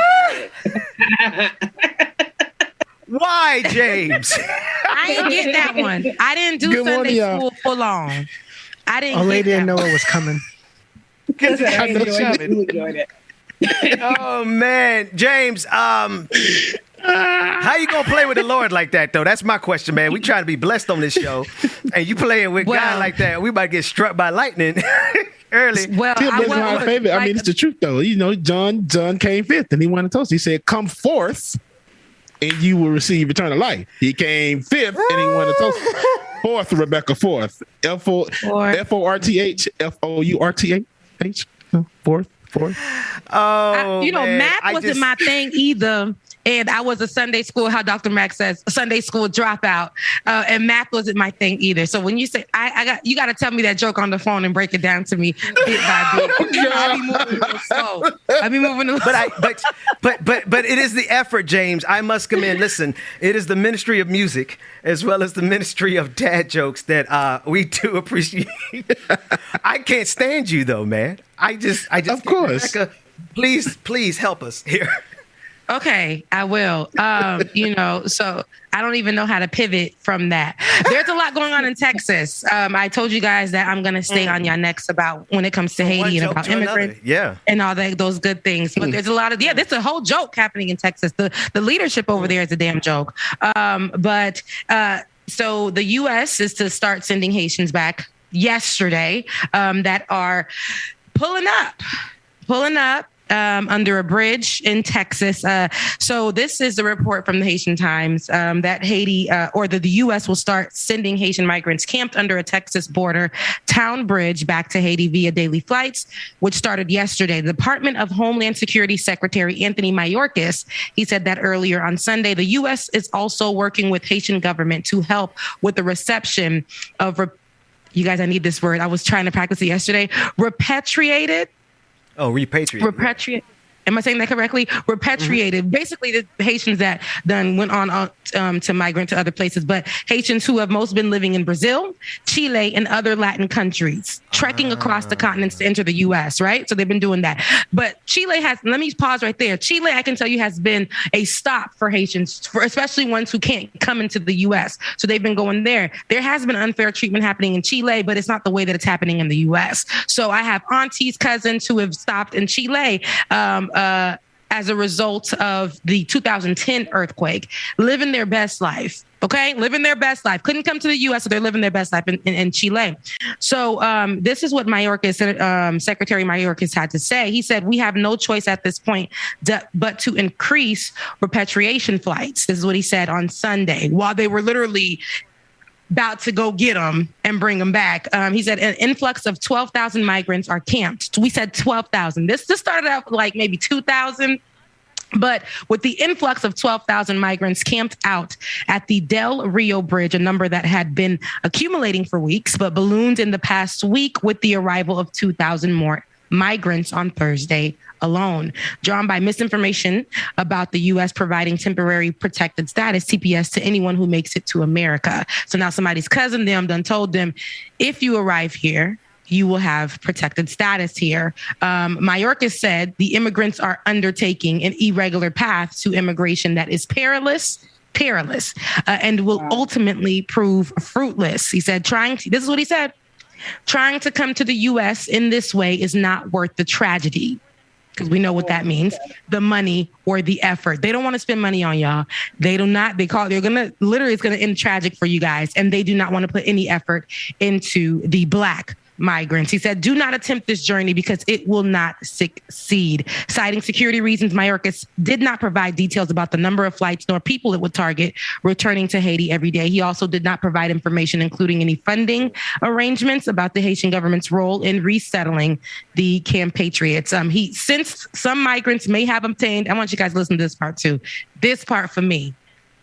Since some migrants may have obtained immigration status in other countries, officials with Border Patrol and immigration agencies with which Homeland Security oversees will also look at the documentations of those Haitians to determine where they should be sent, even though their immigration status may show that it is illegal in those areas. I need you to understand that. That, to me, is ridiculous. And these are going to be... These are questions. Because it is ridiculous. Yeah. They're going to include displaced... They're going to include, migrants who, after the 2010 earthquake, found their way, right, somewhere, They're going to start looking into their files. They're going to start looking, even though they're legal, how long have they been here? Are they migrants who are coming here protected? Did they get their papers correct? Even though, can they stay? And this is where it gets ridiculous. They're literally hiding. They're not even hiding. This is plain sight. They're under the bridge, standing there looking for some protected status. And here Texas is telling them, y'all ain't even worth the trouble. Like, you are not worth the trouble. We're going to spend all the money we can to send y'all behinds back, but we're not going to assist you, even though we know the place that you came from, the place that you're coming from, has just experienced another earthquake and a whole hurricane. A lot of people displaced, looking for something. Indeed. Looking for some help. Let me ask this. When the Texas politician says that, this isn't a fruitful way for them to explore migrating to the country, what's the other way? No, I would love to hear him tell us about the legal route that they could seek migration. The reason why he doesn't provide it is because there isn't a route. I'm so sick and tired of seeing these people come up here and talk about these half immigration narratives where they criticize people for migrating when they one way when they know there's no other route available to them. Which brings me to my second question. America talks so much about how it loves to help other countries and blah, blah, blah, blah, blah, and it wants to help these people, but it never wants to give them the help that they're asking for. Wasn't it just the other day when the prime minister or the president of Haiti was assassinated, they were like, yes, we stand with Haiti. We want to help our Haitian brothers and sisters. Wasn't that the talking point all over the news when they wanted to, vilify Haiti and make it out this way, talking about this? Wasn't that the talking point? Weren't they? They all want to help Haiti and stand with Haiti? Wasn't the whole country sharing infographics about helping Haiti? And now all of a sudden, here are the Haitians needing help, telling you exactly how they need help, and you don't got no help to give them? You mean to tell me in 50 states of a country that's half empty? Let's be honest. I've driven around America, okay? Half of the place is just empty cornfields, highways, nothing but empty land, places to go. You mean to tell me there's nothing you could do? You can't help these people? Or do you not want to help these people? Come on. So exactly what you're saying is what is actually what is said on a clip. And I know that we were going to play that first clip, Dwayne, but if we can go to that second one, I want you to hear this conversation. And you being an immigrant too, Ole, you can understand this whole conversation. Just exactly what you said is what a lot of immigrants are saying. Like, you guys were just on camera campaigning, saying that we stand with Haiti, which we know, which us Haitians and many immigrants understand what that means. We only stand for it right now while it's in the news, while it's trending. And this is why I say we gotta be very careful with that, because even though it's in the news and it's trending right now, the next week, the next month, it won't be. And all those same issues are gonna still be there. And the little trickling of money and assistance and things like that is dead. It's done. It's not we can't help anymore. We don't really care for you. And I think one of the biggest things, let me know when you do have that, Dwayne. I think one of the biggest things for me that we should highlight as well is the treatment of Black immigrants in this country. It's like, and I understand that they have DACA, which protects, Hispanic immigrants and other immigrants, things like that. But, the dreamers but why does it have to be when it's Black immigrants so strenuous? We have these laws like in Florida from where I'm from. And it's literally if a Cuban person has one little toe on land, they can stay. A Haitian person, they better they'll push their behinds back in the water to get back. Right. You hear me? Right. They will not allow them to stay. So, thanks, Dwayne. We're ready now. Now, I could go on for days about that because I got stories, okay? I got people who came here by water. I got people who came here by flight. It doesn't matter. The struggle is real. When you get here as a Black immigrant, it's disrespectful, but you can go ahead and roll that beautiful bean footage, Dwayne. Gerlin, of course, I am going to start with you. Is that what a fair, humane, and orderly immigration system looks like, Gerlin? That is the opposite of what a fair, humane, and welcoming system looks like, Alicia, because we understand when you welcome people into your home, what that looks like. We are seeing how taking the time to understand the vulnerability of people, where they are coming from, and be able to welcome them with dignity. What we are seeing is the opposite of what we need to see. And I have heard so many different narratives, and I saw Ted Cruz, talk about the invasion of Haitians into the United States, and what we are seeing as a response to that, them deporting those people. What we are looking at is a failed system. Gerlin, can you help us understand how thousands of Haitians have ended up in Texas, both literally the route they have taken and the push that has driven them there? Absolutely.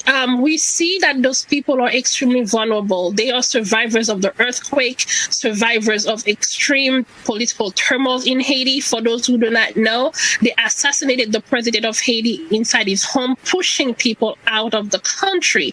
Yes, a lot of the people that we are seeing under the bridge in Del Rio right now have left the country after the earthquake in 2010 that killed over 250,000 people. But understand, what continues to drive people out of the country is both natural disasters and man-made disasters. And we have said that many times, internal violence and external violence. And what we are seeing at the U.S.-Mexico border right now, the treatments of Black bodies, the treatment of Haitian immigrants, that's external violence. Gerlin, I asked Mayorkas about the conditions that Haitian... Let's pause it right there really quickly. So she said a lot of things. Okay, so that's Gerlin Joseph, and she's the founder and executive of the Haitian Bridge Alliance.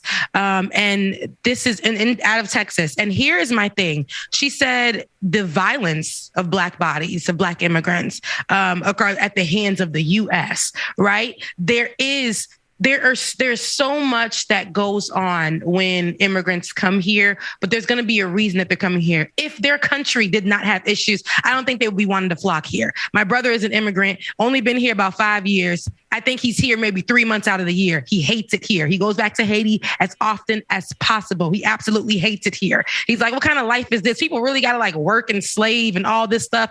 It is not what I dreamed about when I was younger. And I understand that. But these people literally just experienced the assassination of their president. Okay, these people being my people, Haitians, they just experienced the assassination of their president. Government is literally messed up. The people have been on the streets protesting for years of mistreatment, of people being poor, where the money is going, why the money isn't being put into the right places. They've been stressed. They've been struggling for years. Then this assassination comes. There is no order in the government. We see right now there's an ongoing investigation with the people closest to the president being investigated. It's a whole mess. It's a whole soap opera.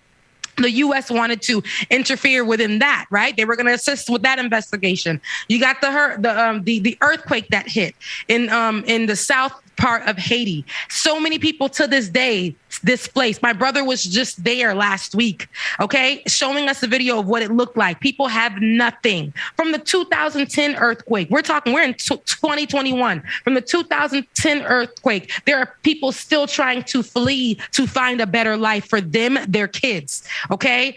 This is still something that is happening. And so when they get here, what we see often, and we've talked about this on the show, when it comes to African immigrants, when it comes to Black immigrants, specifically from the Caribbean, and specifically Haitians, they get here and they get treated the worst. If you talk to a Black immigrant, you will hear their struggle story. If you talk to a Hispanic immigrant, and I'm not talking about the Mexicans, I'm talking about Puerto Ricans or Puerto Ricans are considered immigrants. But you talk about any other Hispanic immigrant, they come here and they have this better treatment. Cubans will tell you their experience compared to a Black immigrant. Listen to it.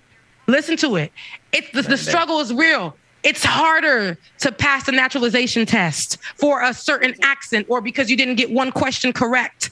Now they're finding other routes, right? Other routes to get here. If this was such an issue, why did you allow thousands of them to really pile up so that you can make this such a national crisis in Texas so that they can look like thugs, so that they can look like they're about to take over? Is that what it's like? They're going to put people's lives in danger over there? They're coming here for safety. So the narrative that's being placed is a lie. It's a lie. America loves popcorn. America loves, as someone who came to America because largely, I wanted to move away But, my family kind of preferred the idea of America because America is sold to you as a melting pot. Like, I remember my mommy repeating that repeatedly and repeatedly. It's a melting pot. Go there, go there.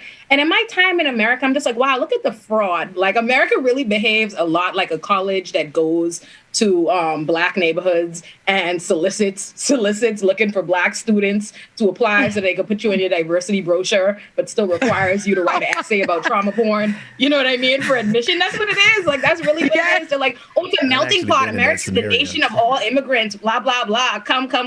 But it needs you. America requires you. Like, please give me all your pain. Give me all your trauma. Make it look as terrible as it can or whatever. And then maybe after I've bled you dry of all of your deep personal strife and struggle, maybe I'll let you stay. And then you'll make us look good. Like, that's really what it is. They made it look like that. And they like it because they like these kind of narratives. They like this kind of trauma porn. They like to make it look like a whole people besides them is so struggling and that they are the only people that have the ability to help, and then will turn around, refuse to help, fuel the conditions that require the people to need the help, and then get up and play crazy in the news like, what? We would love to help. We stand with the people. Yeah. And they don't stand. Look at these people standing outside. They're not standing with them. If we look at how, what I'm afraid of, you guys, is when the Secretary Mayorkas said, we're not going to put in the time, the effort, or the money, right? And this is not going to be good for you. I hear ICE is about to rip y'all a few new ones. We're going to put you in these little concentration camps, right? These little ICE concentration camps for a little bit. And when you guys do land, we're just going to drop you off everywhere and anywhere, whether or not you're from that particular part of Haiti. Who cares? You're back in your country. Figure out your route back to where you came from. And then there, we're going to probably, and it's like the treatment. They put them on buses. If you've ever seen people who have been deported back to Haiti, they put them on buses and they just send them anywhere. People don't know where they are. They're asking questions. They're being treated like whatever. And literally they don't care. As soon as America drops their behinds off, that's it. That's all. What I did see on social media, or in Haitian media, I should say, is people getting interviewed in countries like Chile and things like that. And one of them reminded me of my aunt. A woman was interviewed and they were asking her, like, what are you going to do? Like, they're coming here. They possibly may come and get you. And she's like, and they're like, why did you leave? She said, I left in 2010 after the 2020 earthquake. My daughter is somewhere else. We had to separate because we couldn't go to the same areas. I ended up in Chile because I no longer have a home. I no longer have land. I had nothing there. I had to figure out something. And now to know that they may be coming to take me away from the place that I've been living in while Haiti is in more turmoil. My thing is, I'm not saying that I love Haiti. I wish people didn't have to leave to find a better life, to live. But with so much that has been, and it's not only the natural disasters, I want to point out, it's the infiltration of U.S. government, other government into our rice making business, stealing money that wasn't allocated where it was supposed to be after the 2010 earthquake. And all of that, the government, the Haitian government partnering with the U.S. government and allowing them to have a lot of the upper hand on what happens in Haiti just because of money. And this is what we have to understand and see. It's not only something that the environment caused, it's people that have caused it, and other countries' officials that have caused it, putting their hands on so much things that Haiti used to utilize to gain money, like their rice farming. After taking the rice from Haiti, the Clintons, after taking their rice farming from Haiti and putting in something else, that was a way that they were supposed to get money. We had good rice. Okay? We had Haitian rice. We had things that were making us money, our farms. But now they're taking people's land for literally pennies to a dollar, forcing them to work on that land. Yeah. To farm they create products the conditions for America. Yeah, they create the conditions. Yes, it's sick. It's very sick. And so all of that is happening, and they're tired because they hear of a life that they can live without the pain, without the struggle. A lot of them talk about their country like my brother talks about Haiti and says it's so beautiful. Haiti has just resources naturally that are beautiful. But what happens is they'll make sure that Haiti lives up to the narrative that they're putting out there. That Haiti they're poor and always been punished for resistance. That's just what it is. Haiti is exploited and they're punished for resistance. They are the first Black free country. That's just what it is. We could boil it way back. They were the first to resist, and that's really the problem. And they've been punishing them ever since and creating the conditions that lead to them needing help and then refusing them to help after the fact. That's what it is. Yeah. They're telling me I'm talking too much. Y'all know how I get when I talk about Haiti. Y'all know how I get when I talk about Haiti. I know how I get when I talk about what goes on in Slack stays in Slack. Rebecca Ace. But y'all know how I get. So I know that we have to watch the time because we have to go to the after party. We have to go to the after show. Olé. But this is a conversation that can continue forever. But before we get out of here, I know that we have to watch the time. Dwayne, if you did scroll, I want you guys to hear it out of Mayorkas' mouth himself. We don't have to talk much about it because I think what he says is going to be literally what you need to know and what you need to hear about his plans for the Texas Haitians and the other migrants that are under there. Because let's be clear, it's not only Haitians under there, but the majority Haitians under there from majority migrants. But let's see if you're already there, Dwayne. I hope I didn't put you on the spot, but if you can just play a few of his words. A new government took power and the situation's more stable. We're very mindful, of course, of the tragedy of the earthquake that occurred. That earthquake occurred in a particular area of the country. It was distinct from the tragic January 10th, 2010 earthquake that the country experienced. So we're very mindful of the situation, but frankly feel that individuals can be returned to that country at this time.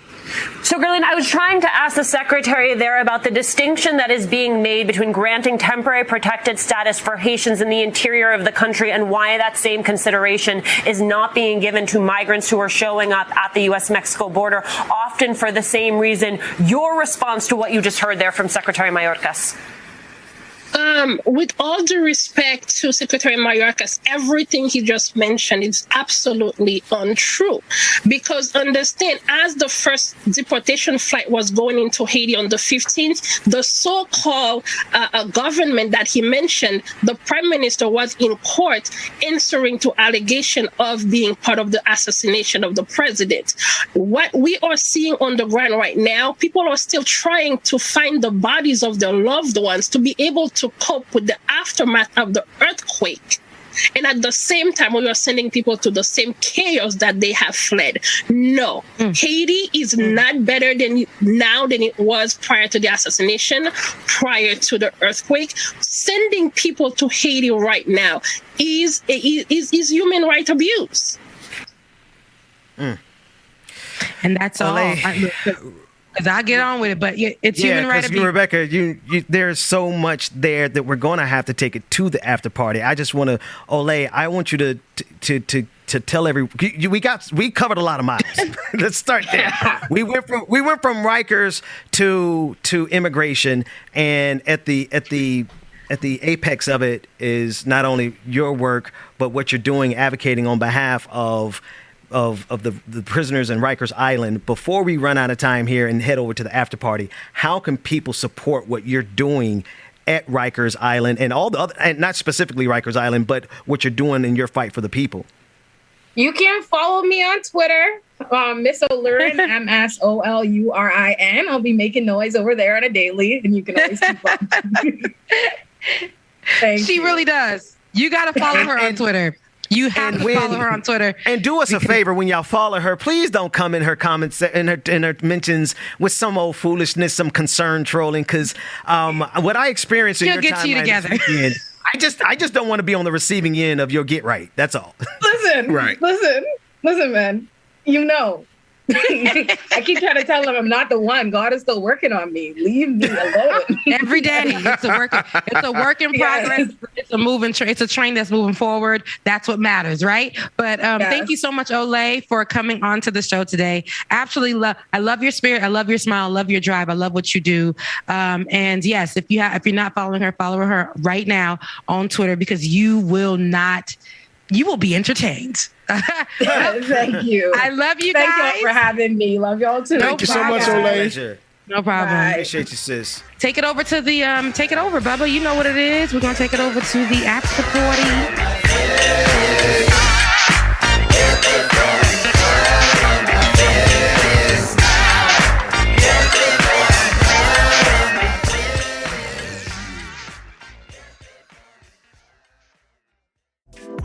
All right, y'all. Welcome back. It is time for the after party. So let's bring back to the screen my sister from another sister, brother from another mother,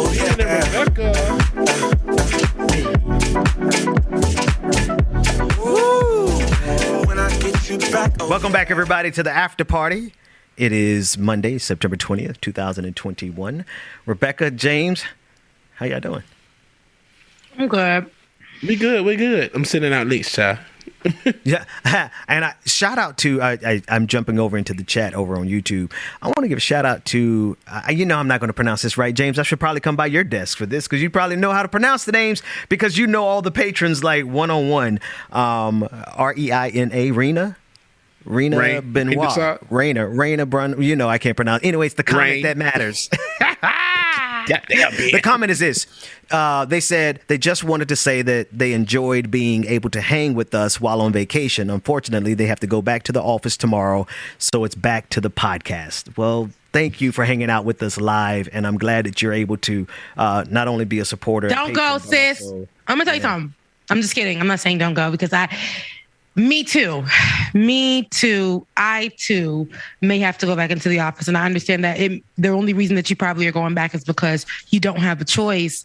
I'm glad that we could be there with you on your vacation. And now you got to go back into the office. Or back to hold reality. on. Were you on vacation? Wait. Yeah. Were you on vacation and you were just out of the office because you were on vacation and you were watching us on vacation? Is that what happened? Yeah.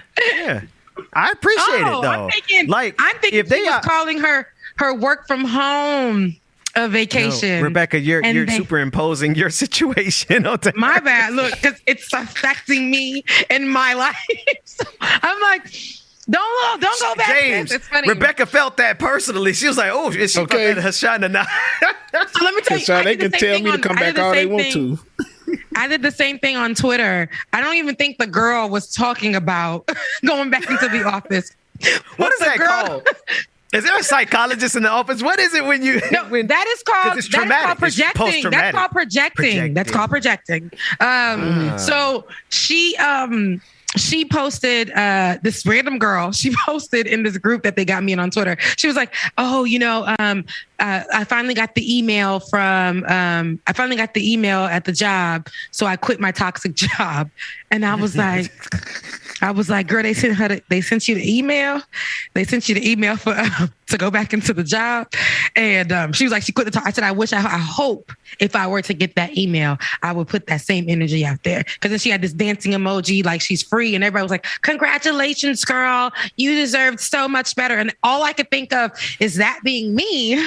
If they were to send me that email, I don't know if I can be her because of my situation and just say, "Yeah, I quit my toxic job." But she probably wasn't even talking about that, y'all. She probably was talking about her career is popping off. She's moving forward in her life.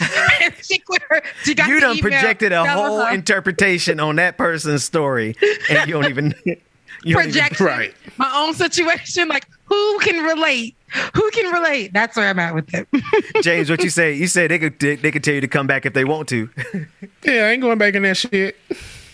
They kissed my whole ass. They was trying to get us to come back, and when they said, yeah, they kind of come back at least 3 times a week. Oh, okay.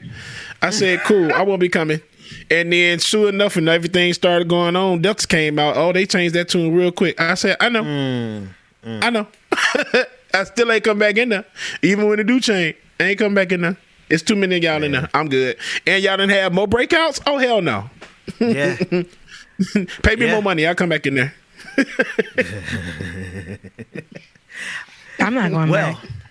Yeah. I gotta say that real low because I don't know. Rebecca, I'm about to say it's the private stream. You okay? Are you? Look, you wait. see me? I'm not going back. Wait, don't. I'm about to say even though it's the private stream, that don't mean a damn thing. Do it. Exactly. Yeah. Never mind.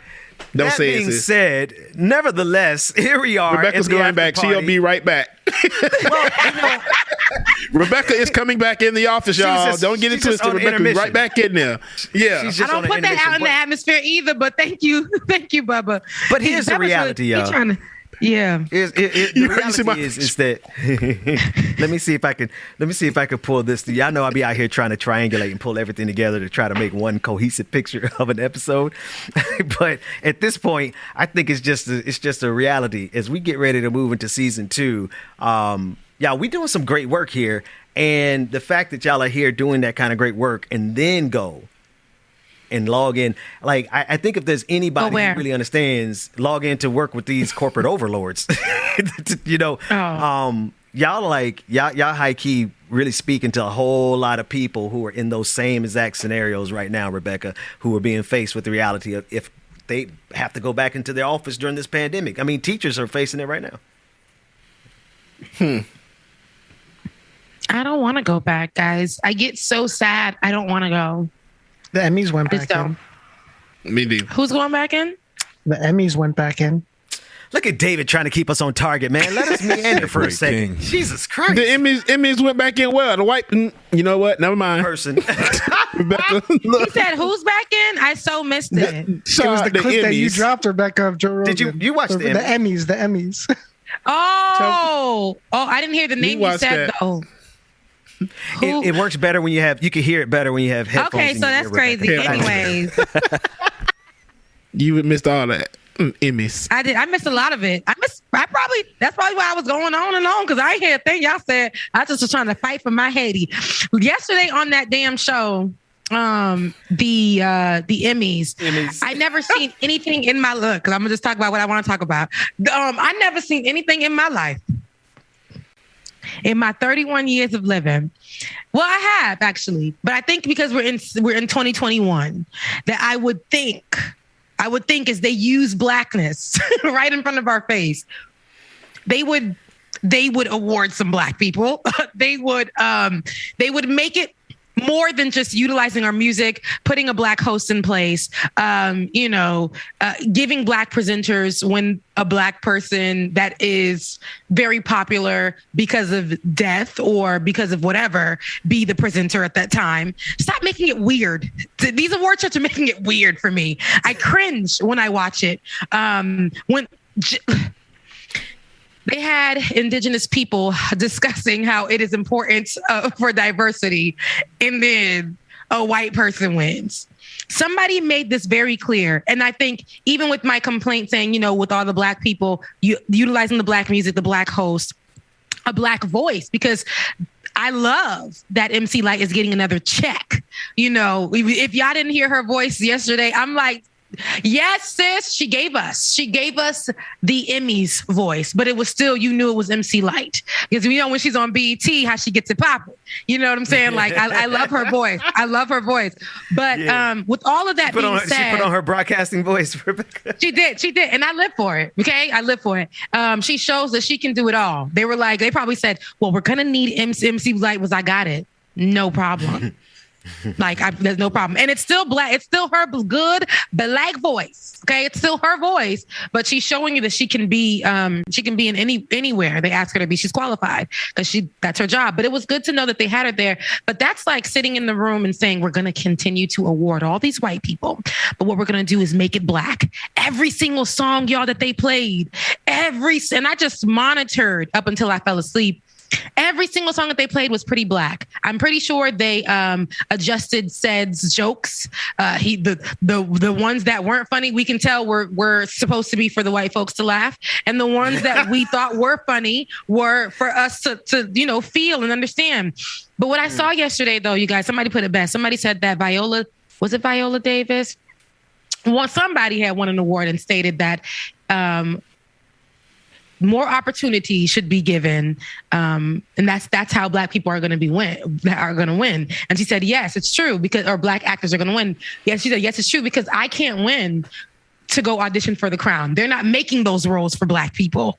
So The Crown won like 99 times yesterday, but they're not making those roles for Black actors. So when these things that they know are going to place on, national television and have more eyes and those kind of things, they're not making those roles for Black people. They're just not. We see what kind of roles Black people are getting, and we see what they're doing. They're like, is somebody going to? Are we going to fry if we have a Black show that is normal with 2 Black folks or 2 Black leads or 3 Black, are we gonna fry in America if that happens? Is something bad gonna happen to us? But they're not making these roles for that. They're making specific roles for specific actors, and they're the ones that are constantly winning. And I also think that they're not highlighting the shows that we do love, that have these Black artists or these Black actors in place. I love that one girl won, Michaela Cox, that she won. And she was the Blackest thing that I think won an award yesterday. And I love that this young woman did win. And I love her speech that she gave to everybody. But we have a lot of work to do. Should we stop watching? I don't know, because I like Michaela Cox. And if I didn't watch yesterday, I probably wouldn't have seen her win. But then it's like, that's why we have to have our Black award shows. I hate the separation of it all, but we're still not included. What they'll do is sit at the table in the diversity and inclusion, and they'll say, make it Black as you can. But the Black people are going to, shuck and jive with their music and shuck and jive, because that's what it was giving me yesterday with the hosting. And, we're going to put a Black person to do the voiceovers and stuff. And then we're going to award mostly everybody white, and make sure you put 2 Black people on there, 2, to get an award, and we'll be good. James, you watched it? I didn't see it. Of course, I watched it. Yeah, it was cool. Only reason I watched the Emmys, if somebody asked why do we still watch award shows, the reason I watched, for one, I like to see my Black people win. But of course, like Rebecca said, that was very lacking. Michaela, to make sure that was right, Michaela's the one is from I May Destroy You, right? Yes, with the beautiful features. She looks like Avatar. She's so pretty. Yes. I love her. Let me tell y'all, if y'all have not watched that series on HBO, y'all are doing yourself a disservice. It is hands down one of the best series. Michaela Cole, yeah. One of the best series you ever seen. But when I tell y'all, though, I watch it because that's how I find out what shows I need to watch or catch up on or see. But The Crown, that ain't it for me. I'm sorry. It was The Crown. I was so sick of the damn Crown last night. They don't want every was in the award. Building. Every damn award. And it was a few of them. I'm just like, oh, come on, y'all. Y'all didn't watch this? Y'all could have voted for that. It's like, you almost feel like now it's like they're putting Black people in these categories just to appease us. That's all they're doing. You know who gonna damn win? They're just putting us in these categories just to appease us. That's it. And to get our ratings. Because we know Sad would have brought more to the. I know he would have. Because I'm like, what's funny to us? These people really just sat there. There were 2 moments, and I know that it may come off being biased, but there were 2 moments, and white people were winning most of the night. Even there was a point in time I didn't even see Cedric on stage for like a good 20 minutes. I'm like, is he the host or is he not the host? And and then there was a man who came up to accept an award, and I understand he wanted to make sure that the people that he was thanking heard every single one of it. But when you on it's a time crunch, right? His entitlement came in. That's all I saw when he was like, stop the music. Come on, cut it. Stop the music. Seriously? Stop the music. They done stopped the music. He read some more. And then the music came back on. He said, stop the music. Like, seriously, I'm almost done here. And then it was like a whole nother 3 paragraphs. Wait, who was that? What? Who was that, Rebecca? His name. He was the I think he was the guy that made the show, but it was a prominent woman, and the woman was so beautiful. A white girl. She had this nice yellow dress on. I don't remember her name, and I wish I did for the show that they played on. But he was thanking her, and everybody had like more of a paragraph when they were thanking him. But they were literally like, "Sir, we on a show. We gotta go. Like right now, we gotta go." But when I wasn't gonna say it, James. When Debbie Allen came on. When Debbie Allen came on, I said it though. But I said it though, man. And like I said, as I said, she did it. She did it. When Debbie Allen came on, when she came on, she told them, "Yeah, I know, David. Don't worry, because she's black and she deserved that moment." When Debbie Allen came on, she was being literally awarded for her accomplishments. Like it was one of those moments. She was getting that award, and what happened was they had that clock for her. But I'm like, out of everybody who was getting accepted right now and getting some kind of time, this woman is going to have the time to speak. You hear what I'm saying? She's the only black thing that we got right now that's getting any time on here for real. So I want to hear what she has to say. I want to know. I want to these kids that are watching to understand who the hell she is and why she's important. And not to throw that man off, but she deserved that moment, and everybody else was coming to accept their award. When the music comes on, get an extra sentence or 2 or 3, but don't go over here with your entitlement because you're one of the people that are on the shows or the creator of the shows like The Crown or the other shows that were winning. But yeah, we might get April Rain. She was on the show with us in the previous iteration from Oscars So White. Because this is a whole new thing where you're saying they don't mind putting the black aesthetic on it, but the victories are still Emmy So White. Didn't they? And Rebecca, I think I missed this part because I started watching after. But didn't they do a sing along with Biz Markie? Got What I Need, or what? Say She's Just a Friend. Didn't they do a sing along? Because I saw a clip where I think Sed was singing on stage, and I saw Tracy Ellis Ross with a mic, Taraji, all the black people. It's just like, they turned real ethnic. So cringy. It's so cringy. And it's funny because I love to see my black actors there because they deserve. Tracy Ellis Ross, Tashina Arnold, Taraji P. Henson. We got all these people that are there in this moment. We got the Regina Kings, who I love to see, which I didn't see last night, the Regina Halls. I dropped something from, I think it was Seth Rogen, and correct me if I'm wrong, David, who literally stood on stage at all the cringy moments. This one made me cringe too. I'm like, was he reading the white people? He was like, isn't it crazy that we're here? The COVID-19 is still a thing, basically. And they told us that we're going to be outside, and we're inside. We're inside. Seth Rogen? Yes, I dropped that. I had dropped that. We got it. Have it? Yeah. I love him. He's such a weed head. Look at them all dapper done. Anyway, good to be here at the Emmy Awards. Let me start by saying there is way too many of us in this little room. What are we doing? They said this was outdoors. It's not. They lied to us. We're in a hermetically sealed tent right now. I would not have come to this. Why is there a roof? It's more important that we have 3 chandeliers than that we make sure we don't kill Eugene Levy tonight. Oh my God. So I'm glad that he said that though. Yes. Yeah. I'm glad that he said that because, and I caught that after the fact. I'm glad that he said that because people was in the room, and I'm like, okay, they all must be vaccinated. But he said they lied to us. They told us this is going to be outside, but we're in this tent.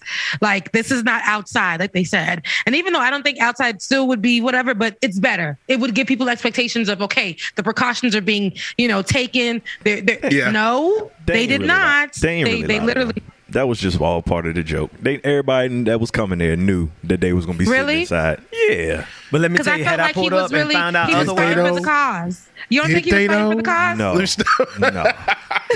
No, because had I pulled up. Look, had they really lied to them and he was out there for the cause, like exposing stuff, they would have went to commercial 3 seconds after he started talking about it.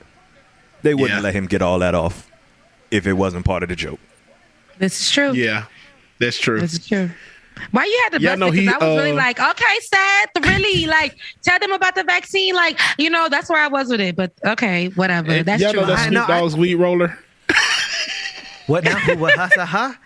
Snoop Dogg used to pay him to roll weed. He rolled his weed. Is that how he got put on? That's how he got put on.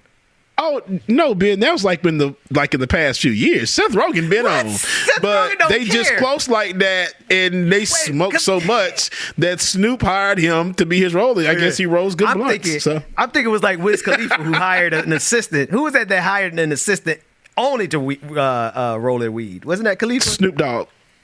That was Snoop, and he hired Seth Rogen. Well, it's a grown ass successful man. One of the guys from the Migos has an umbrella holder that makes $1 million a year. Umbrella holder. Bentley Farnsworth. Y'all remember him? Snoop Dogg. Yeah, not Snoop, would be Diddy. Yeah. He actually started a whole umbrella line at one point. And here I am not trying to go back in the office. Right. Rebecca. Look, damn. Y'all need me to. What y'all need me to hold? I hold something. Y'all need me to be a mask holder, umbrella holder. Y'all need me to hold your kids. I'll hold your babies while y'all shop. I mean, what y'all need me to do?